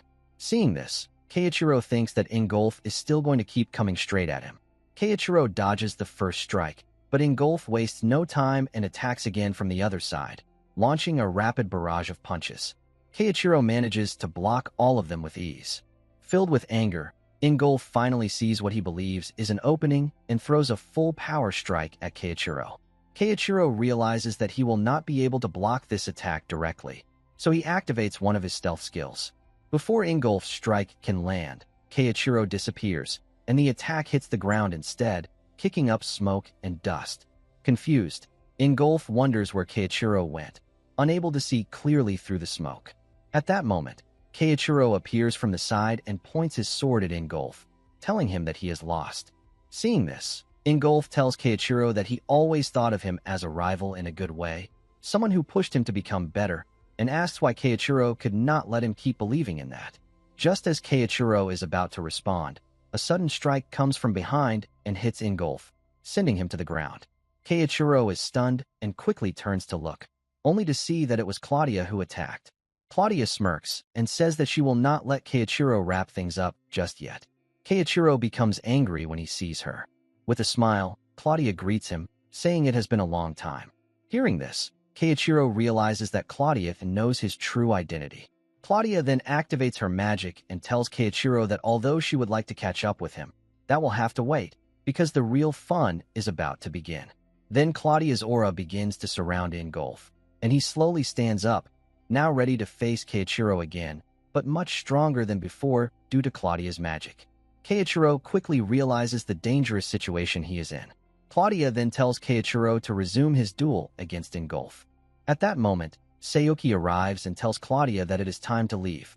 Keiichiro is stunned to see Sayuki working under Claudia and shouts, asking why Sayuki is reporting to Claudia.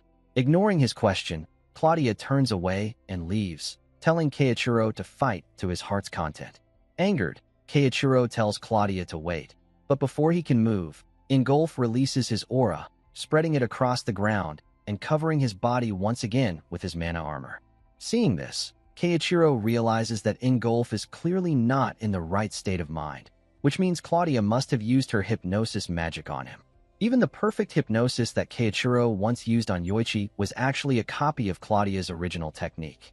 If Claudia truly used that magic on Ingolf, then this situation is extremely dangerous. However, Keiichiro has no choice but to push through and continue fighting. Filled with anger, Ingolf rushes forward to attack Keiichiro. Keiichiro decides to use the same plan as before, staying calm and carefully reading Ingolf's movements. But suddenly, in an instant, Ingolf appears right in front of him, completely shocking Keiichiro. Before he can dodge, Ingolf lands a powerful strike, sending Keiichiro flying backward. Fortunately, Keiichiro is once again able to reduce the impact using his sword, but even so, he cannot believe that Ingolf still has this much strength left. As Keiichiro steadies himself, he notices that Ingolf's body is already severely injured. Seeing this, Keiichiro thinks that if this duel continues any longer, Ingolf will be in serious danger. Keiichiro has heard that humans subconsciously limit their own strength to avoid harming themselves, but Claudia's magic seems to have removed that natural restraint from Ingolf. As expected from someone known as the Queen of Mind Control, Claudia's power is extremely dangerous. Keiichiro also realizes that Ingolf's speed has increased to an entirely different level. First, he needs to find a way to shut that down. As Keiichiro prepares to counter, Ingolf charges straight at him again. Keiichiro tries to block the attack using a mana barrier, but Ingolf still manages to break through it and nearly lands another strike. Keiichiro barely manages to dodge in time and quickly puts distance between himself and Ingolf. He then realizes that something is not right and starts wondering what is really going on, because the mana surrounding Ingolf appears to be fading. Keiichiro considers that maybe the hypnosis is failing, but he knows Claudia is not the type of person to make such mistakes. If she planned to use Ingolf, then she would have made sure every detail was perfect. Still, something does not add up. For now, Keiichiro decides to save the questions for later, because Ingolf's magic armor is beginning to break, and that creates an opening. Taking advantage of this chance, Keiichiro rushes forward and strikes at Ingolf with his void magic sword. As Keiichiro closes the distance, Ingolf also throws a punch at him. However, Keiichiro overpowers Ingolf's strike and injures his right hand. Then Keiichiro follows up with another attack using his void magic. When the strike lands, the entire area is filled with blue mana. As the dust finally settles, Keiichiro is seen holding Ingolf, and Ingolf admits that he has lost. Keiichiro calmly replies that yes, he has won again. Smiling weakly, Ingolf says that fighting against Keiichiro has made him certain of one thing. Keiichiro was not the one who destroyed Ingolf's homeland. After saying this, Ingolf collapses to the ground. Shocked by these words, Keiichiro immediately asks what Ingolf is talking about. Then the scene shifts to later that night, when Ingolf wakes up and is shocked to see Keiichiro sitting beside him. Confused, Ingolf asks if Keiichiro is the one who treated his injuries. Keiichiro replies that it was only basic first aid and adds that if Ingolf moves around too much, it could worsen his condition. Ingolf then asks why Keiichiro would help him at all, since they are supposed to be rivals, and says that helping him seems completely contradictory. Keiichiro answers that something Ingolf said earlier has been bothering him, specifically when Ingolf said that Keiichiro was not the one who destroyed his homeland. Keiichiro asks what Ingolf meant by that. Ingolf replies that he heard someone destroyed his village 20 years ago. Keiichiro asks if they still have not found the person responsible. Hearing Keiichiro's tone, Ingolf thinks that this reaction matches what he had suspected. Ingolf then says that he will explain everything to Keiichiro. He explains that 20 years ago, just 1 week before the SSS dungeon calamity occurred, he was certain about what he saw, or at least what he believed he saw: Keiichiro's silhouette standing in the ruins of his hometown. Keiichiro is shocked to hear this. Ingolf continues, saying that he could not believe his own eyes at first, because he never thought Keiichiro was the type of person who would do something like that. But amid the destruction of the town and people trying to escape, the laughing male silhouette he saw looked exactly like Keiichiro. Hearing this, Keiichiro is completely confused, because he knows for certain that he never did such a thing. He begins to wonder who Ingolf actually saw that day. Ingolf then explains that shortly after that incident, he found something in Keiichiro's room, a written plan that described how to take down all the heroes. Keiichiro is stunned by this revelation. Ingolf adds that the Pentagram Saints eventually came to the conclusion that Misato Keiichiro was a traitor, and the result of that decision is something Keiichiro already knows very well. After hearing everything, Keiichiro thinks that Ingolf does not seem to be lying, which means someone must have carefully orchestrated all of this. Whoever Ingolf saw that day, pretending to be Keiichiro, was likely a false image created by the same person who planted the evidence. Filled with anger, Keiichiro thinks that manipulating someone's senses and planting false memories is something only a very specific person could accomplish. If anyone could do that, it would be Claudia. Keiichiro has copied Claudia's hypnosis magic before, so he knows how it works. It targets the brain directly and can force behavior and perception. Keiichiro then asks Ingolf if it could have been Claudia all along. Ingolf replies that he had the same thought. He says that the spell Claudia used on him earlier was not meant to support him at all. If Claudia could implant a command that forced Ingolf to fight until either he or his opponent fell, then preventing Keiichiro from properly verifying the truth would not be difficult either. That would mean Claudia could have made Ingolf believe that Keiichiro was the one who destroyed his village. Hearing this, Keiichiro says that would explain everything. Ingolf then stands up and says that no matter what the truth is, he still owes Keiichiro an apology. He admits that he wronged him. Ingolf then pulls out a dagger and tells Keiichiro to strike him down right there, saying that it is all he deserves. Hearing this, Keiichiro smiles and tells Ingolf to look at the view from the hill, asking if it reminds him of the days when they trained together. Ingolf replies that they were like brothers back then, and that kind of bond does not break on its own. Keiichiro agrees and asks who really broke it, and whether they are truly going to let that person walk away after everything that happened. He says that they now share a common enemy and tells Ingolf to team up with him. Ingolf is surprised by this, but Keiichiro tells him that Ingolf is not the type of person who would leave things unresolved. With a small smile, Ingolf agrees and says that it seems he still has something important left to do. The two of them then shake hands. A few moments later, Ingolf says that they should head toward the Mediterranean. Keiichiro replies that this makes sense, because Claudia supposedly built a city there for her followers and may be using it as her main base of operations. Ingolf says that he will go with Keiichiro, but Keiichiro tells him no. He explains that Claudia placed a spell on both of them that was meant to force them to fight until one of them was gone, so Claudia must believe that one of them is already out of the picture. Hearing this, Ingolf says that they should use that misunderstanding to their advantage. Keiichiro agrees and explains that Claudia likely believed that defeating just one of them would be enough, and now it is time to show her that she miscalculated.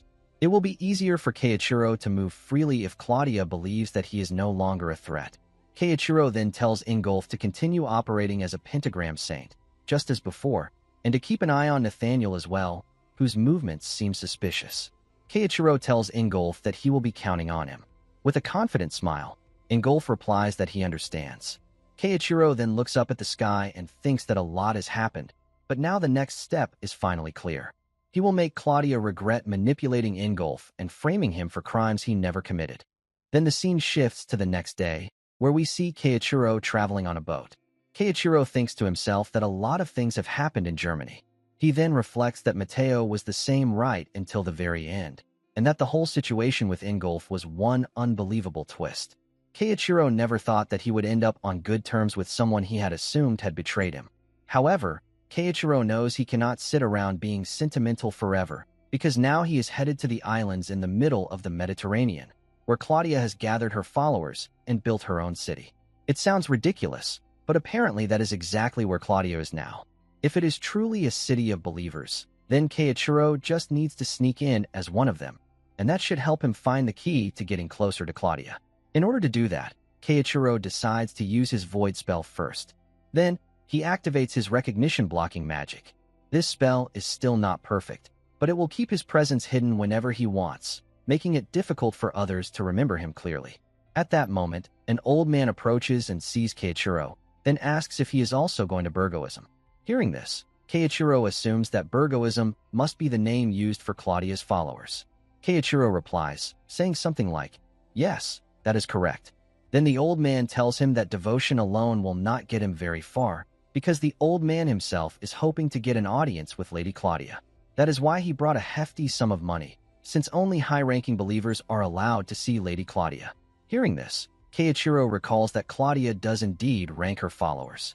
Soon after, the announcer declares that they will be docking shortly. Hearing this, the old man tells Keiichiro that he will see him again soon. However, the old man suddenly becomes shocked to see that there is no one standing in front of him anymore, which leaves him completely confused. From the side, Keiichiro sees this and realizes that the recognition blocking magic is working. Now, he thinks, it is finally time to settle the debt from 20 years ago, and also the one from Germany. A few moments later, Keiichiro disembarks and is shocked to see how massive the tower is. Then one person nearby remarks that this is Burgo Tower, and that supposedly there is an entire city of Lady Claudia's believers inside. The people around him are stunned by the sight. Meanwhile, Keiichiro thinks to himself that 20 years ago, Claudia only had a tiny monastery here, and now she has built something like this. If the tower is this large, then the number of followers inside must be unbelievable. It is perfect for slipping in unnoticed, even though the security looks tight. Still, it does not really matter to Keiichiro, because as long as he has his void magic, he believes he can manage. Then the scene shifts to the inspection area, where a guard checks Keiichiro. Shortly after, another guard informs him that he has been accepted as a first-rank Burgoist and hands him his credentials. Inside the tower, each rank determines which floors a person may enter. As a first rank, only the first layer is accessible. To rise in rank, Keiichiro must pass the trials set by the Burgo faith. If he reaches the highest rank, the 7th rank, he will be granted an audience with Lady Claudia. As Keiichiro enters the tower, he feels relieved that his fake identity worked. Because of the recognition blocking spell, the guards will not remember him clearly afterward. Keiichiro finally enters the city of believers, and as he looks around, he thinks that, for a moment, it is hard to believe that he is actually inside a tower. As he moves forward, he sees someone arguing with the guards. It is the same old man he met on the boat, and the guards are stopping him because he is not allowed to enter the 2nd layer, which is reserved for higher ranks only. Angered, the old man shouts that he does not care, ignores the guards, and rushes toward the 2nd layer anyway. But then a lightning-type spell activates, and he falls to the ground. Seeing this, Keiichiro realizes that brute force will not get him through this place. Since Claudia must be at the top, that means he has no choice but to climb the ranks first and clear whatever trials they throw at him. Keiichiro decides that he will climb this hierarchy from the very bottom, step by step. Then the scene shifts to another room, where a man hands Priest Samoa a list of the new believers who have just enrolled. Priest Samoa is told to choose today's trials. Hearing this, Priest Samoa, with a serious expression on his face, states that he will personally be the one to test these new believers again. The scene shifts to Keiichiro sitting on a bench. Keiichiro thinks that sneaking into the tower went smoothly, and that the next step is clearing whatever trials they throw at new believers so he can climb the ranks. At that moment, a bird flies down to Keiichiro carrying a letter. As Keiichiro opens the letter, it instructs him to proceed to the northern manor on the 1st floor. Seeing this, Keiichiro smiles and thinks that it is time for the grand unveiling of this trial. Whatever it is, Keiichiro is confident that he will overcome it. Then the scene shifts to where all the new believers have gathered, and Priest Samoa introduces himself, explaining that he is tasked with overseeing the 1st-rank disciples. Priest Samoa then asks why everyone came to this tower in the first place. He starts by asking a young girl. The girl replies that she wants to meet Lady Claudia and reach the top floor, because her village has recently been struck by an unknown illness, and even her grandmother is not doing well. That is why she is hoping that Lady Claudia might lend her power and help her village. Hearing this, Keiichiro thinks that this girl came all this way alone for the sake of her family and her village, which is truly admirable. However, some of the other new believers begin laughing and making fun of her outfit. Priest Samoa immediately asks if something is funny, and whether the two of them do not wish to seek an audience with Lady Claudia themselves. Nervously, the two believers reply that they do, and they apologize right away. Priest Samoa then explains that climbing this tower is no simple feat. He asks, 1 year and 90%. Does anyone know what these numbers mean? Then he explains that 1 year is the average time it takes for a 1st-rank believer to reach 2nd rank, and 90% is the percentage of people who are filtered out before they even leave the 1st floor. Many people come here chasing hope, but most end up discouraged and unable to continue. Still, Priest Samoa says that aiming high is a fine attitude, and he claims to support the ambitions of the new believers.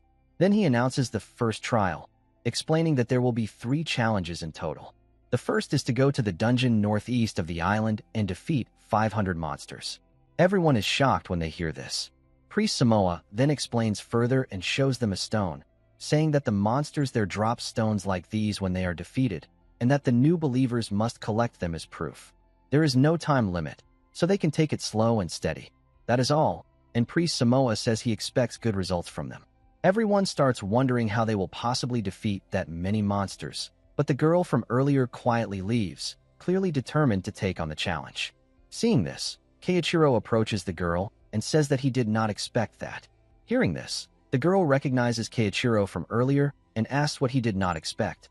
Keiichiro explains that everyone else was completely shaken when they heard about the trial, but she did not even hesitate.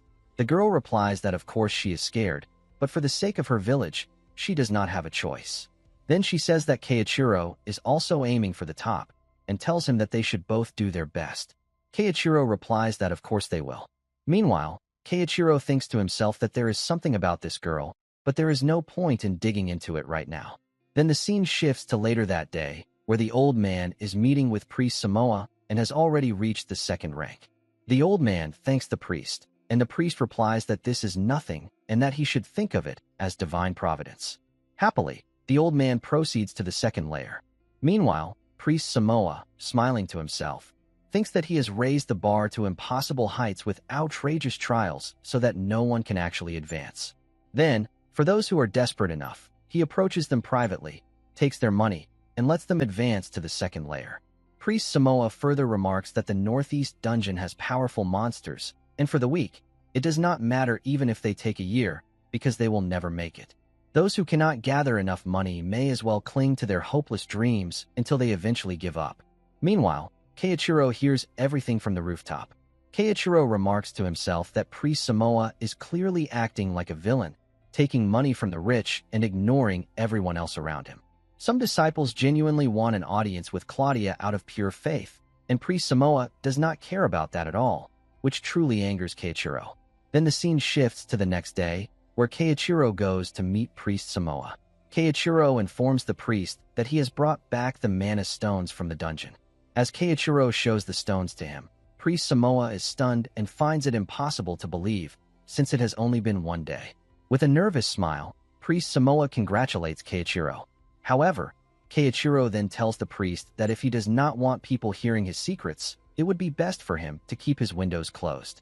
Shocked by this, the priest wonders if Keiichiro overheard him the previous day. Filled with anger, Priest Samoa declares that this is his domain and that he will not let some upstart run wild here, and he promises that he will make sure to teach Keiichiro a lesson inside this tower. Priest Samoa narrows his eyes in frustration. Why would Keiichiro appear before him just to deliver that message? In his mind, it feels less like a report and more like a warning. Furious, Samoa smirks coldly. If Keiichiro thinks he can intimidate him, then he will respond in kind. He decides to arrange a special second trial, one that will solve his problem once and for all. The scene shifts to the disciples' dormitory. Keiichiro prepares himself calmly, reflecting on the situation. The priest has not made any moves inside the tower yet, which means he is not reckless enough to act openly. Just then, a bird flies in through the window and drops a letter in front of him. It contains details of the second trial. After reading it, Keiichiro immediately understands Priest Samoa's plan. Under the guise of another trial requirement, the priest intends to eliminate him. If Keiichiro dies during the mission, it would simply appear as a failed attempt to pass the tower's conditions. 2 goals achieved with 1 move. According to the letter, the trial requires him to defeat the boss monster of the Southern Island dungeon. Keiichiro knows it is a trap. Even so, he decides to face it directly. Upon entering the Southern Island dungeon, he is instantly struck by the intense heat. Keiichiro realizes that Priest Samoa likely expects the dungeon boss to finish him off. And if the priest has prepared a backup plan, then Keiichiro will prepare one as well. He quietly casts a spell in advance as a precaution. Suddenly, a pack of fire monsters charges toward him, roaring with fury. Keiichiro quickly assesses the situation. These are upper-tier fire beasts that roam in groups, confirming that this dungeon is high-level and extremely dangerous. However, Keiichiro activates his void magic. With a single powerful strike, he eliminates several monsters at once. Feeling his strength and magical control improving, Keiichiro smiles slightly. His training for the upcoming battle against Ingolf is finally paying off. Determined to end this quickly, he pushes deeper into the dungeon. Unbeknownst to him, or so it seems, a cloaked figure is following from the shadows. The scene shifts to Priest Samoa's office. A subordinate questions whether Samoa is certain about targeting Keiichiro. After all, he completed the first trial in a single day. What if he defeats the dungeon boss as well? Samoa dismisses the concern. Has any first-tier disciple ever defeated that boss monster? Still, just to be safe, he has already arranged for an assassin to enter the dungeon. This time, Keiichiro will not survive. Back in the dungeon, the cloaked assassin watches in shock as Keiichiro defeats the boss monster almost instantly. Samoa had warned him that Keiichiro was strong, but this level of power was beyond expectation. The assassin assumes Keiichiro has not detected his presence. No matter how powerful someone is, a perfect ambush should still work. He moves in for the attack, but before he can strike, he suddenly collapses to the ground. His legs are trapped in a spell circle that Keiichiro had cast earlier as insurance. The assassin is stunned. How did Keiichiro know he was there? Keiichiro calmly reveals that he used a Void-class tracking spell to monitor his surroundings. Preparing a backup plan was the right decision. Without hesitation, he defeats the assassin. With a faint smirk, he notes that the priest's plan has failed once again. The scene then returns to Priest Samoa's office. Keiichiro walks in and presents the crystal as proof that he defeated the dungeon boss. Samoa is visibly shocked. He can hardly believe it. Keiichiro casually remarks that the battle was tougher than expected. He did not anticipate the boss being that strong. He also mentions that a man in a black robe suddenly attacked him, as if acting under someone's orders. He wonders aloud who would attempt such a thing. With that, Keiichiro leaves, saying he looks forward to the third trial. Left alone, Priest Samoa feels confused and uneasy. Why did Keiichiro not report the assassination attempt? Then he realizes there is no concrete proof linking it back to him. Or perhaps Keiichiro believes reporting it would accomplish nothing. In that case, Samoa decides to take matters into his own hands. Even if Keiichiro is stronger than expected, he now possesses a powerful ring given to him by Lady Claudia. With its power, Priest Samoa believes he will finally be able to defeat Keiichiro himself. The scene shifts to late at night. Two disciples quietly complain that ever since Samoa became priest, every trial has grown unusually difficult. At this rate, they fear they will never reach the second layer of the tower. Keiichiro overhears their conversation.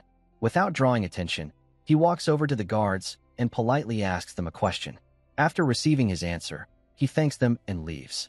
The guards exchange confused looks, wondering what that was about. In reality, Keiichiro had asked about the schedule for the upper priest's inspection visit.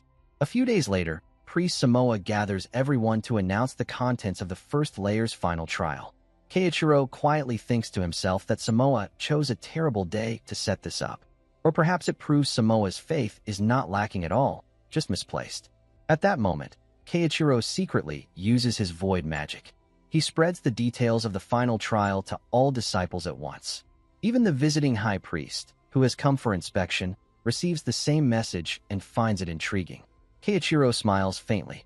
Everything is finally in place. It is time for those who abuse their authority to face the consequences. The scene shifts to the arena. Keiichiro stands face to face with Priest Samoa.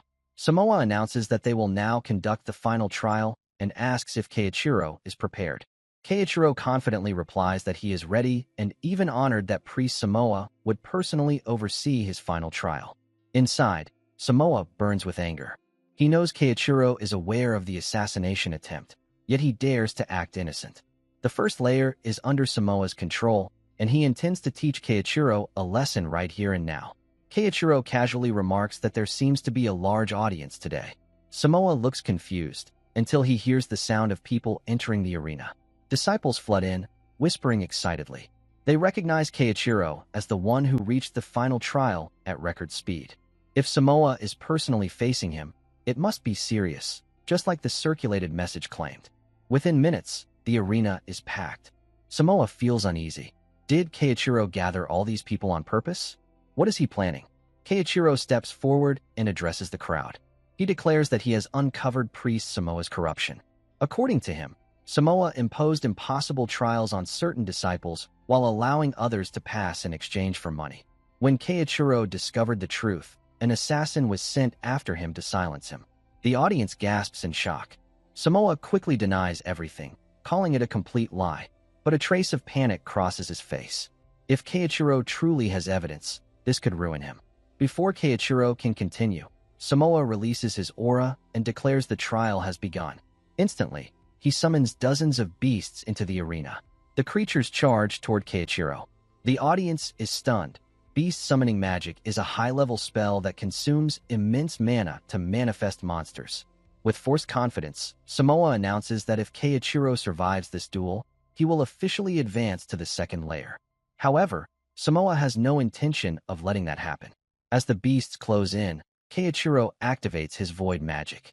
In a single sweeping motion, he eliminates all of them. The arena falls silent. Samoa stares in disbelief. Keiichiro smiles politely and apologizes, saying that no one mentioned he was forbidden from defeating Priest Samoa himself. The crowd erupts in cheers. With one strike, he destroyed every summoned monster. Some begin whispering about his true identity. Even a young disciple watching from the stands is amazed by the sheer power of his magic. In the arena, Samoa grits his teeth. Keiichiro must not become overconfident. He will not allow someone like this to disrupt his control. Desperate, Samoa reaches for the ring Lady Claudia gave him. As long as he has the ring's power, he believes victory is certain. Keiichiro notices the ring and narrows his eyes. Samoa activates it, but nothing happens. Stunned, Samoa wonders why it is not working. The ring was meant to amplify his abilities. At that moment, the high priest steps into the arena. He calmly announces that the ring does not respond to those with ill intentions. Hearing this, he begins to suspect that Keiichiro's accusations may not be entirely false. Keiichiro smiles slightly and remarks that the high priest truly came. Samoa freezes when he recognizes him. Fifth-layer priest Agito Norman. Agito looks at Samoa and says thoughtfully, "A priest unable to use that ring? That suggests there is more to this story. Why don't you explain everything to me?" Seeing the situation unfold, Keiichiro reflects silently. He never expected someone as high-ranking as Priest Agito to personally conduct the inspection. However, this development works even better for his plan. Priest Agito steps forward and explains that when he first arrived at the first layer, he received a rather unusual message. It stated, "I am exposing the corruption of the first-layer priest, Samoa. If you wish to confirm the truth, come to the arena." Samoa is visibly shaken upon hearing this. Agito calmly declares that arrogant priests who abuse their authority will be punished. Inside, Samoa realizes that Keiichiro had remained silent all this time only to reveal everything at the perfect moment. Still, there is no solid evidence presented yet. If he stays composed and denies everything, perhaps he can escape this situation. With that thought, Samoa bows his head and claims that the accusations must be a misunderstanding. He swears that he has never committed any corruption. Agito listens carefully, then asks a simple question. If Samoa is telling the truth, why did the ring fail to respond? He explains that the ring draws out its wearer's latent power in proportion to their loyalty to Lady Claudia. However, it also serves another purpose. If someone with ill intentions attempts to use it, a signal is automatically transmitted to a high-ranking priest. The crowd gasps. Keiichiro realizes that the ring is not just a power amplifier. It is also a device designed to identify traitors. He cannot help but feel impressed by Lady Claudia's foresight. Agito turns back to Samoa and orders him to tell the truth. Samoa continues to insist on his innocence. Suddenly, Agito releases his aura. The pressure in the arena becomes overwhelming. He warns Samoa not to force him to repeat himself. Terrified, Samoa collapses to the ground. Agito further explains that when Keiichiro began speaking earlier, Samoa immediately forced the trial to start in order to silence him. That action alone suggests he had something to hide. Even then, Samoa attempts to deny it. Furious, Agito states that he will not allow anyone to tarnish Lady Claudia's reputation. He calmly sits down and announces that he will extract the truth himself. With a spell, he compels Samoa to speak honestly. Under the spell's effect, Samoa confesses everything. He admits to imposing unreasonable trials on first-layer believers and accepting money in exchange for passing them. The entire audience is stunned by the confession. Agito calls the guards and orders them to escort Samoa away. Once Samoa is removed, Agito faces the crowd and declares that it is time to deal with the aftermath. He announces that the corruption of priest Samoa is deeply regrettable, and he offers his sincere apologies on behalf of the church. However, he emphasizes that this incident must not damage the institution's overall reputation. To restore faith, Agito proposes that all first-layer believers present will be promoted to the second layer. The arena erupts in cheers. Agito adds that if anyone wishes to express gratitude, they should thank Keiichiro, as he was the one who exposed the truth. The crowd begins chanting Keiichiro's name. Agito then personally thanks Keiichiro for uncovering Samoa's corruption. As for a reward, he says it will be announced later. With that, he leaves the arena. Keiichiro watches him go and thinks to himself that Priest Agito is far more perceptive than Samoa ever was. As everyone celebrates their advancement, later that day, Agito reports the incident to the other high priests. He explains that the situation was resolved largely thanks to the actions of a single believer. Had the corruption gone unnoticed longer, the church's reputation might have suffered greatly. The other high priests agree that Samoa's misconduct is unfortunate, but Keiichiro's conduct was exemplary. They suggest he should serve as a model for others. With that in mind, Agito presents a proposal. The scene shifts to Keiichiro ascending to a higher layer. As he steps through the entrance, he looks around in surprise. He had not expected to be promoted directly to the fifth layer. Perhaps this is meant to set an example. Either way, advancing this quickly exceeds even his expectations. Inside, He meets Priest Agito once again. Keiichiro expresses his gratitude for the promotion. Agito replies that there is no need for thanks. When a believer proves themselves worthy, promotion is only natural. As Keiichiro sits down, he reflects that he still cannot fully read Agito's intentions. However, Agito clearly carries himself differently from Samoa. Agito then mentions that he has one more piece of news to share, something Keiichiro will find particularly interesting. Keiichiro asks what it is. Agito explains that, in light of the recent incident, it has been decided that Keiichiro will be granted an audience with Lady Claudia herself. Keiichiro is stunned. He never imagined this opportunity would come so soon. After a brief moment, he composes himself and respectfully replies that it would be an honor. He gladly accepts the invitation, fully aware that this meeting could change everything moving forward. The scene shifts to an emergency meeting where Awako is shocked to hear the news. Keiichiro is supposedly dead. Ingolf reports to everyone that he personally defeated the revived Keiichiro. Claudia smiles calmly and says that Ingolf's presence alone is proof of his victory. Ingolf admits he did not expect her to go that far, but Claudia apologizes lightly, asking if the results are not satisfactory. Ingolf replies that she is right. Thanks to her, they have eliminated a troublesome enemy. However, inside, Ingolf is furious. He now knows that Claudia was the one who destroyed his hometown, yet she continues to act innocent. Nathaniel, on the other hand, appears quietly suspicious. Meanwhile, Awako reflects that although many unexpected events have unfolded, he never imagined Keiichiro would fall. Still, with Keiichiro gone, many of Awako's problems are conveniently resolved. Claudia then shifts the topic. With this obstacle removed, she says it will soon be time to discuss the divine gift ceremony. Ingolf looks surprised, clearly hearing about it for the first time. Nathaniel calmly tells Claudia that this matter is too important to handle now and suggests they go over the details carefully in their next meeting. Shortly after, Ingolf secretly contacts Keiichiro and relays everything that was said. He asks if it is truly safe for Keiichiro to sneak into the tower again. If Claudia discovers Keiichiro's void magic, the consequences could be severe. Keiichiro teases him, asking if he is worried. Ingolf remains silent, but tells him to be cautious. The mention of the divine gift ceremony clearly sounds like the beginning of something dangerous. Ending the call, Keiichiro realizes Claudia is plotting once again. He has already infiltrated the 7th layer of the tower. Looking around, he recalls that Agito informed him he has 3 days before his audience with Claudia. Until then, he must remain on the 7th layer and confirm something important. Suddenly, Keiichiro calls out to Sayuki, telling her to stop hiding. She steps forward and asks him to follow her. As they move to a quieter location, Keiichiro gets straight to the point. He asks whether she had anything to do with the hypnosis spell Claudia cast on Ingolf. The spell was incomplete, and Claudia is not someone who makes careless mistakes. The only person who could have interfered back then was Sayuki. But if she stands on Claudia's side, why would she do that? Sayuki quietly answers that she does not want Keiichiro to die again. Confused, he asks what she means. In response, she reveals the magic mark on her arm. The sight triggers an old memory from 20 years ago. Back then, a young girl was attacked by a monster. In desperation, she awakened a rare power, the time attribute. However, unable to control it, she went berserk and nearly destroyed herself. Keiichiro intervened. Rather than let that power consume her, he sealed it, risking everything to save her life. She barely survived, left with a red mark on her arm as proof of that day.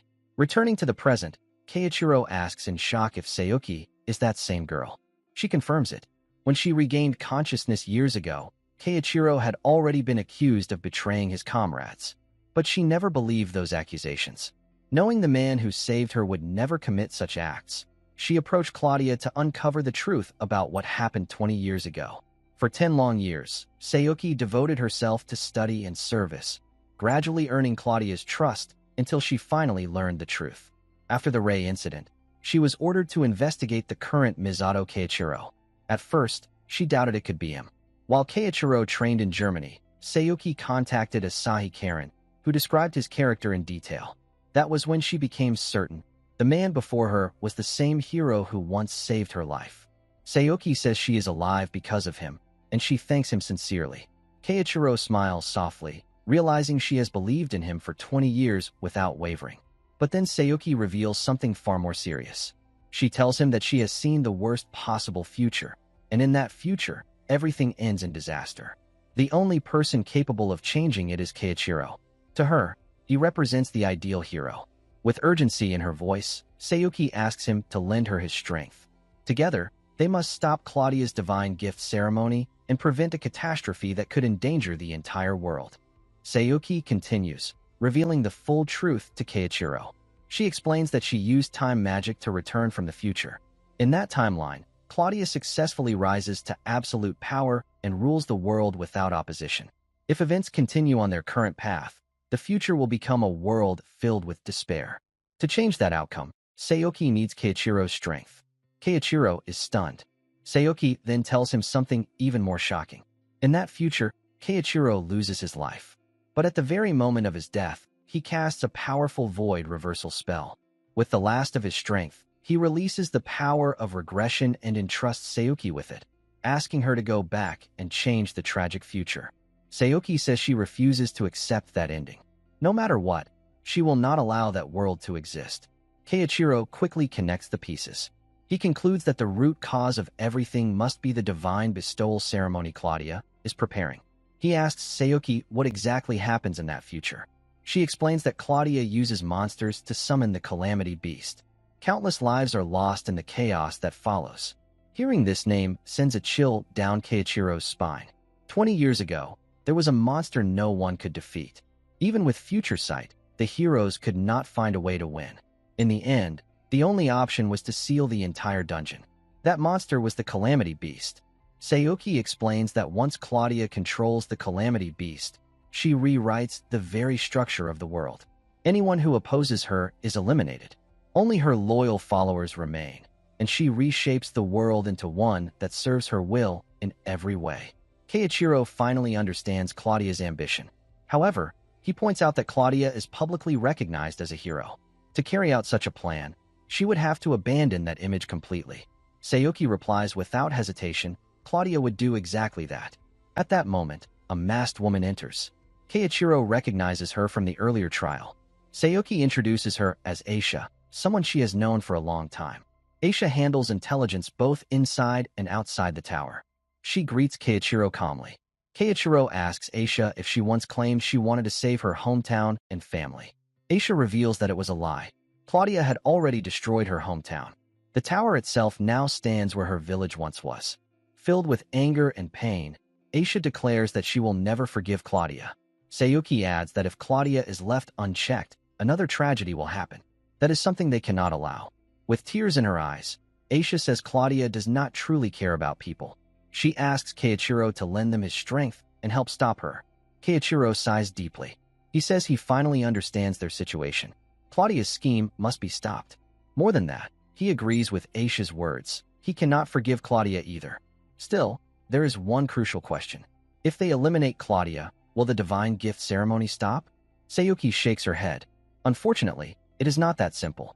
Claudia plans to summon the Calamity Beast using the power gathered from her elite believers. Once that power is released, the summoning will proceed, whether through the ceremony itself or even through Claudia's death. Keiichiro nods. If it were that easy, his future self would have already succeeded. So he asks the next question, how can they stop it? Sayuki explains there is one possible way. Claudia's power is being amplified by a special device. If they destroy that device, they can prevent the ceremony from activating. Out of 4 failed timelines, this is the only solid lead Sayuki has managed to obtain. The device is located at the very top of the Grand Cathedral, protected by an extremely powerful barrier that even she cannot break through. However, they do have one advantage. Keiichiro is already on the 7th layer, and his audience with Claudia has been arranged. Keiichiro quickly forms a plan. If he confronts Claudia during the audience and keeps her occupied, Sayuki and Aisha may have a chance to destroy the device while her power is vulnerable. But he knows it will not be easy. The audience chamber will be guarded by priests and knights. They must slip past them and suppress Claudia's abilities at the same time. Then Sayuki shares one final, critical detail. Her regression ability is reaching its limit. Each time she rewinds, the distance she can travel back grows shorter. This time, she barely managed to return to a point just before reuniting with Keiichiro. That means this is likely their final chance. Keiichiro understands the weight of those words.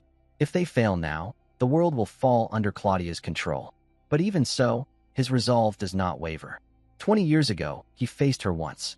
Now, he will face her again. No matter the cost, Keiichiro will stop Claudia. He will not allow her to shape the world her way, not a second time. Then Sayuki takes Keiichiro to the place she has been using as her hideout.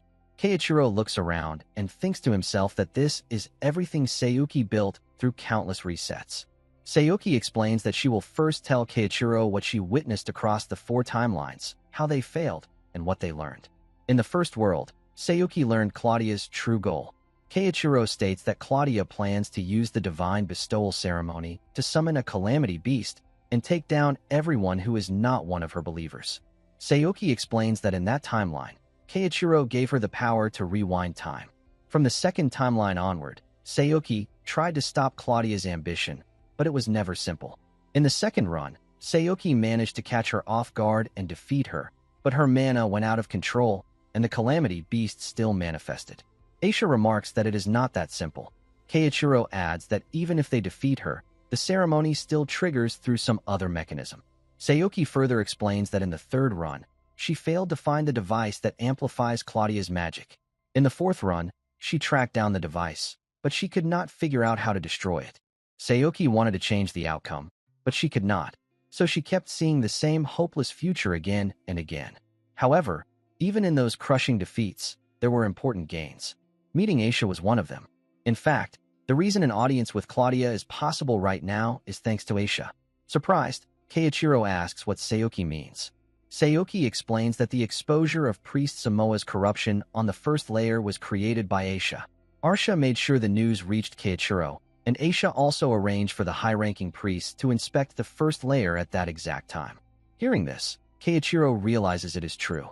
If that incident had not happened, he would not even be here right now. So that is what was happening behind the scenes. Keiichiro smiles and thinks that it is not just these actions.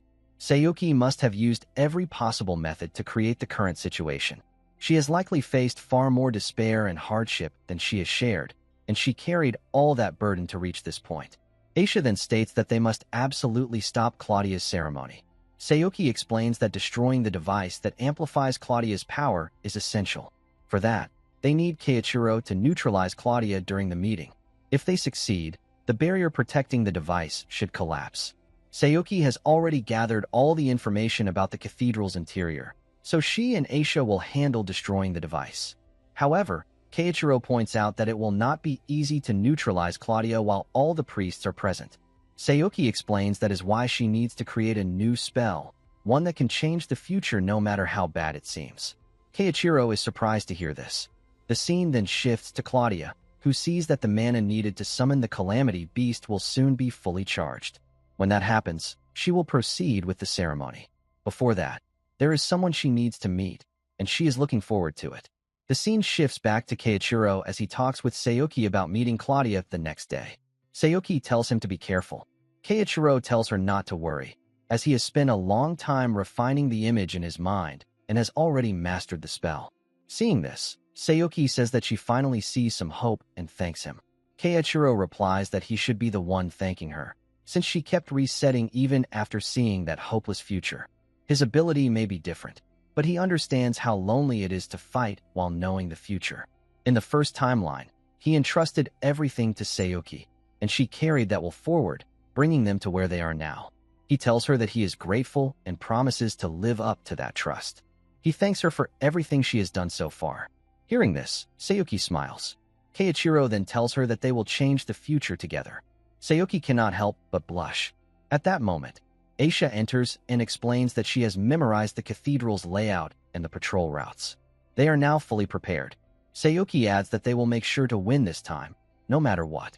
The scene shifts to the next day. Keiichiro goes to meet Claudia.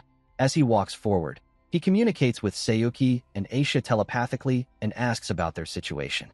They reply that they will reach the top floor without any trouble, as all the information they gathered is finally paying off. Keiichiro is surprised, as he did not expect Aisha to use long-range communication magic as well. When Keiichiro reaches the top floor, where he will meet Claudia, a high priest greets him and guides him into the room, where all the other high priests have gathered beside Claudia. As Keiichiro enters the room, Claudia sees him and senses something unusual. One of the high priests asks if something is wrong, but Claudia replies that it is nothing. Meanwhile, Keiichiro thinks to himself that, as expected, the perception jamming spell he is using should make him appear as a completely different person from Ase Keiichiro. Claudia will eventually see through it, but it will take time. In the future that Sayuki saw, Keiichiro used this spell twice on Claudia, and both times it took her about 5 minutes to fully break through it. The activation condition for the spell he is about to use now requires a certain amount of time to pass after he visually locks onto the target. He only needs to activate the new key spell before Claudia realizes his true identity. Meanwhile, Sayuki reaches the top floor. As expected, the security has not been reduced, and she is not authorized to go beyond that point. She has no choice but to take down the soldiers. More guards arrive for a shift change. At that moment, Sayuki quickly takes down one of them, surprising the others. She wastes no time and charges forward, defeating another soldier. The remaining guards attempt to contact Claudia, but before they can act, Aisha appears from behind and defeats them. After dealing with the soldiers, Sayuki says that everything is going according to plan. All that remains is for Keiichiro to break the barrier at the door once he defeats Claudia. Aisha then informs Keiichiro that they have reached the top floor. As one of the high priests walks toward him, Keiichiro thinks to himself that the first condition has been cleared, and now it is his turn. According to Sayuki, the audience always begins with a ceremonial address from a 6th-layer priest, but that is only a distraction. Claudia's real objective at this stage is something else. Sinis Lester, a 7th-layer priest, is measuring Keiichiro's total mana. This meeting is not just a greeting. Claudia's true goal is to gather magic power from believers with exceptional potential.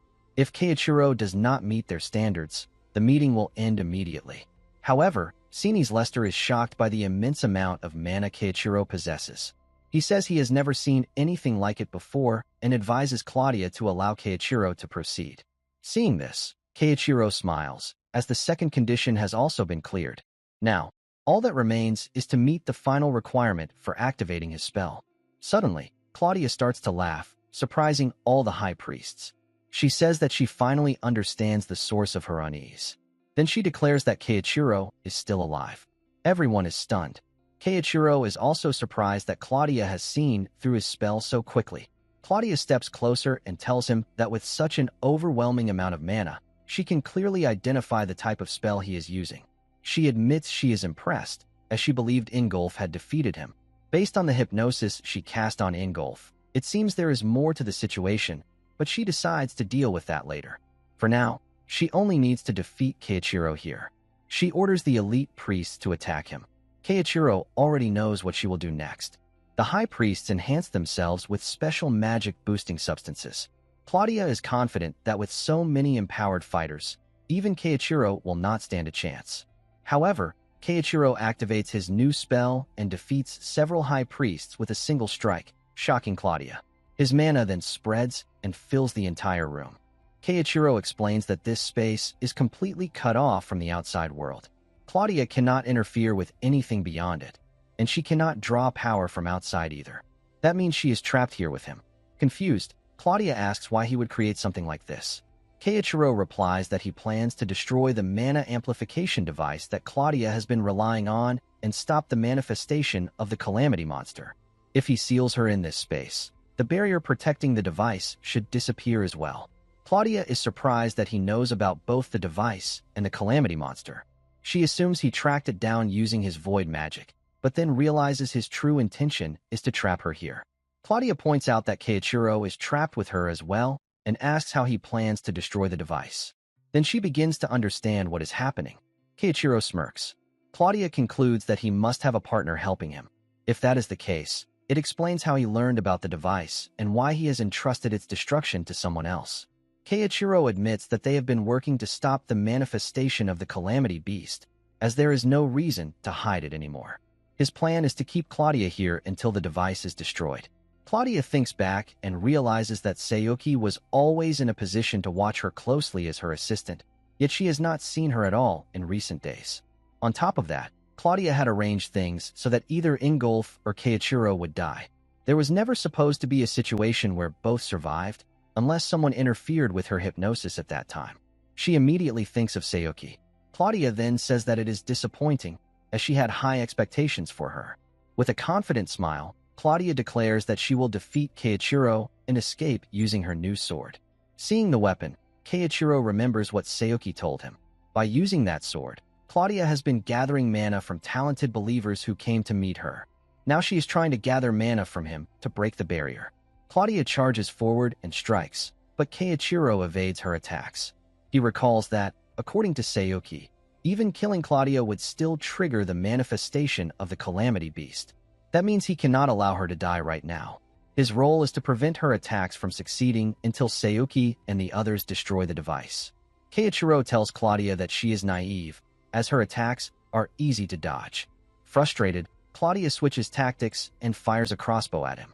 Keiichiro is surprised but still manages to avoid the shot. It is the same spell that was used on Ingolf. Claudia explains that even a slight hit would be enough, as the arrows are infused with hypnosis magic. Although it is troublesome, Keiichiro continues to dodge every attack. Claudia then says she will share something interesting. She reveals that Sayoki is not her only capable assistant. There is another person who knows about the device, and Keiichiro understands what that implies. Meanwhile, Sayoki and Aisha finally locate the mana amplification device. As they move to destroy it, Agito, the fifth-layer priest, steps forward and blocks their path. He questions Sayoki, asking why Claudia's assistant would do something like this. Sayoki replies that she does not need to answer someone who follows Claudia without question. Sayoki realizes that this is exactly as she saw in the future. Agito, Claudia's right hand, stands in their way. If they want to destroy the device, they must defeat him first. Agito says that this is the perfect chance to decide who truly deserves to stand by Claudia's side. Sayoki responds that she does not care about that at all. Agito insists that Claudia saved him, and he will do anything to protect her. Aisha argues that Claudia is only gathering people with rare abilities, so it was never about saving him. Even so, Agito says that Claudia taught him magic, and from the moment she saved him, he devoted himself to her. He wanted to stand beside her and support her, but she chose Sayoki instead because of her rare temporal ability. Because of that, Sayoki has always been in his way. Now he intends to take her down. Sayoki steps forward and tells Aisha that they must defeat Agito if they want to destroy the device. Agito is not an ordinary priest. His role overseeing the first layer of the first division was only a disguise. His true identity is Claudia's right hand. Claudia personally entrusted him with guarding the device because of his overwhelming combat ability. In fact, before Sayoki regressed, Agito was the one who defeated her in a previous timeline.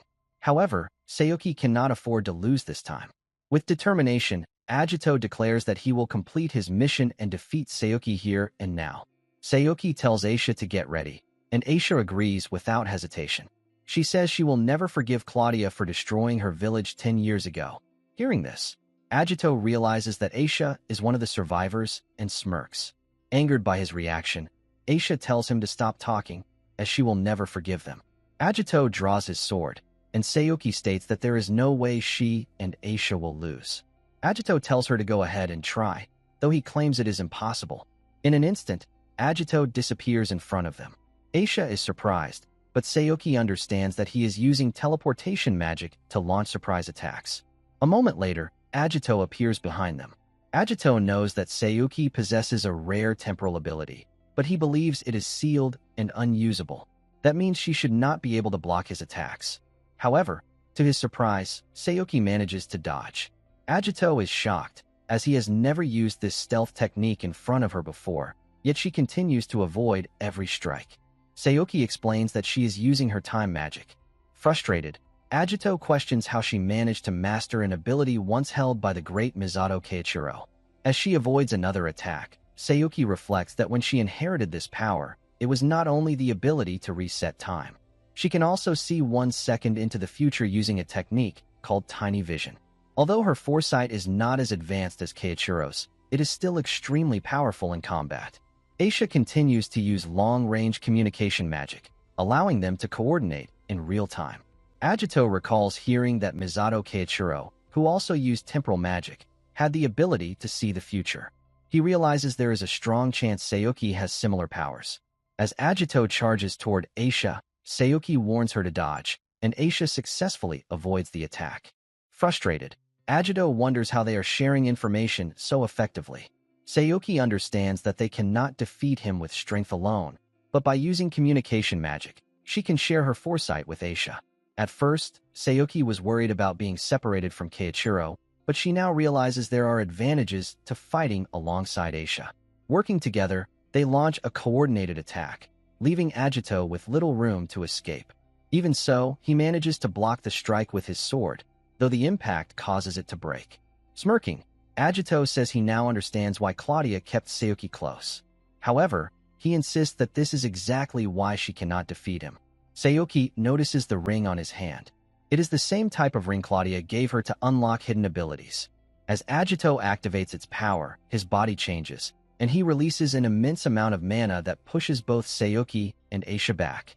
Maintaining her composure, Sayuki tells Aisha to prepare herself, as the real battle is about to begin.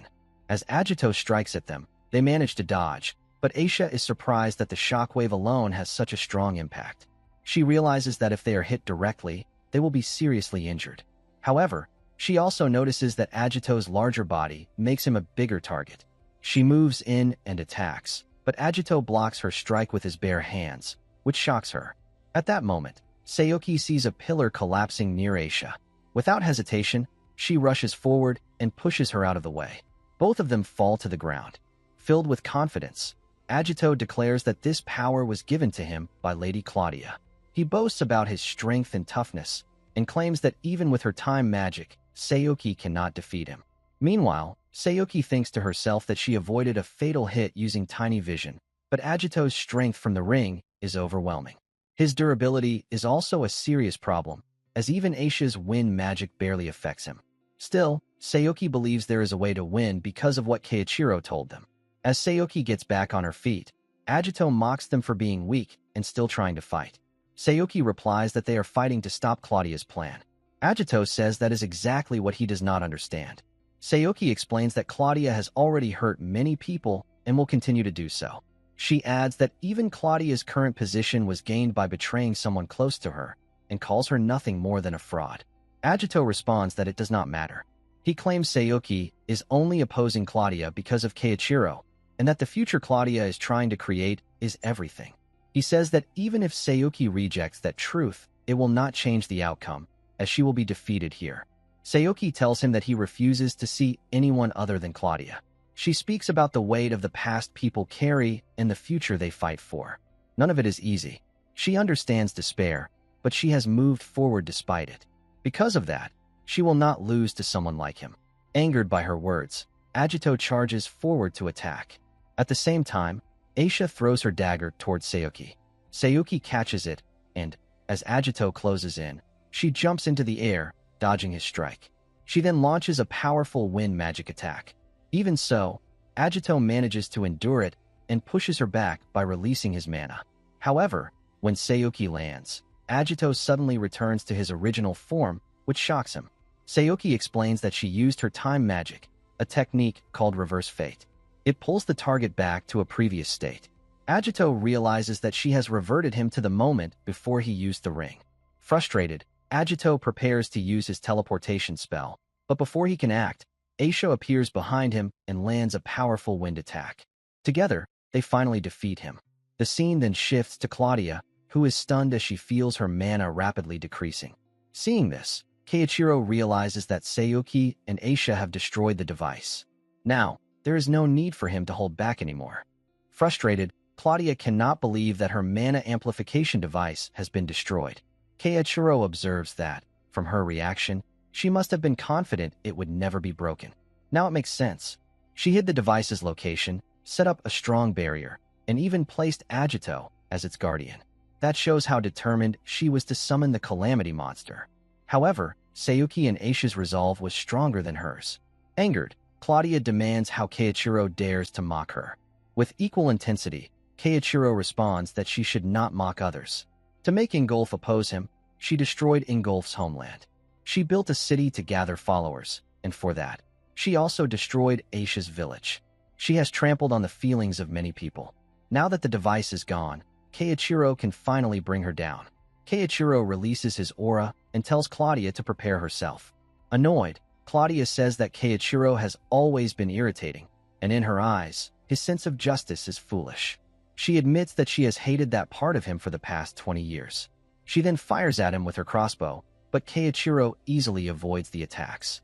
Claudia realizes that Keiichiro is being careful of her magic-absorbing arrows and will not approach recklessly.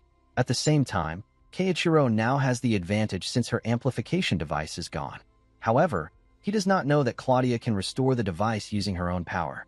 If she defeats him and escapes this space, she can still achieve her goal. She also knows she must deal with the traitors afterward. Claudia understands that Keiichiro's win condition is to defeat her, but she is determined not to let that happen. She has already prepared a plan to take him down. Meanwhile, Keiichiro notices that she is trying to keep him at a distance. At that moment, he uses a spell to bind her and says that she can never defeat him in direct combat. Claudia feels the pressure and realizes that she cannot win against him head-on. She decides that she must lure him into her trap. As Keiichiro dodges another attack, he unknowingly steps into it. Claudia immediately activates her binding magic, trapping him in place. She steps forward and says that he let his guard down. She asks if he really thought she was attacking at random, when it was all part of setting up this spell. Confident, she moves in for the final strike and declares that victory is hers. However, at that moment, Claudia suddenly realizes that the attack has struck herself instead. Keiichiro reveals that he used a hypnosis spell, similar to the one Claudia used on Ingolf, but with a different condition. It forces her to submit mentally. Claudia then understands that he had already prepared this when he used his earlier spell. Keiichiro says that it is a fitting end for her to fall to the same kind of magic she once used. At that moment, Sayuki and Aisha arrive and are relieved to see that Keiichiro has defeated Claudia. Smiling, Keiichiro tells them that they have finally won. Suddenly, a butterfly appears and congratulates Keiichiro on his victory. He recognizes the voice. It is Nathaniel. Nathaniel reveals that he has been watching the entire time. He admits that Keiichiro has defeated Claudia, but now he will use the remaining magic power to release the Calamity Beast. It may not reach the level he originally planned, but it will still be enough to defeat them. To Keiichiro's shock, the Calamity Beast, Ancient Dragnil, awakens. Nathaniel tells him to do his best to face this new threat.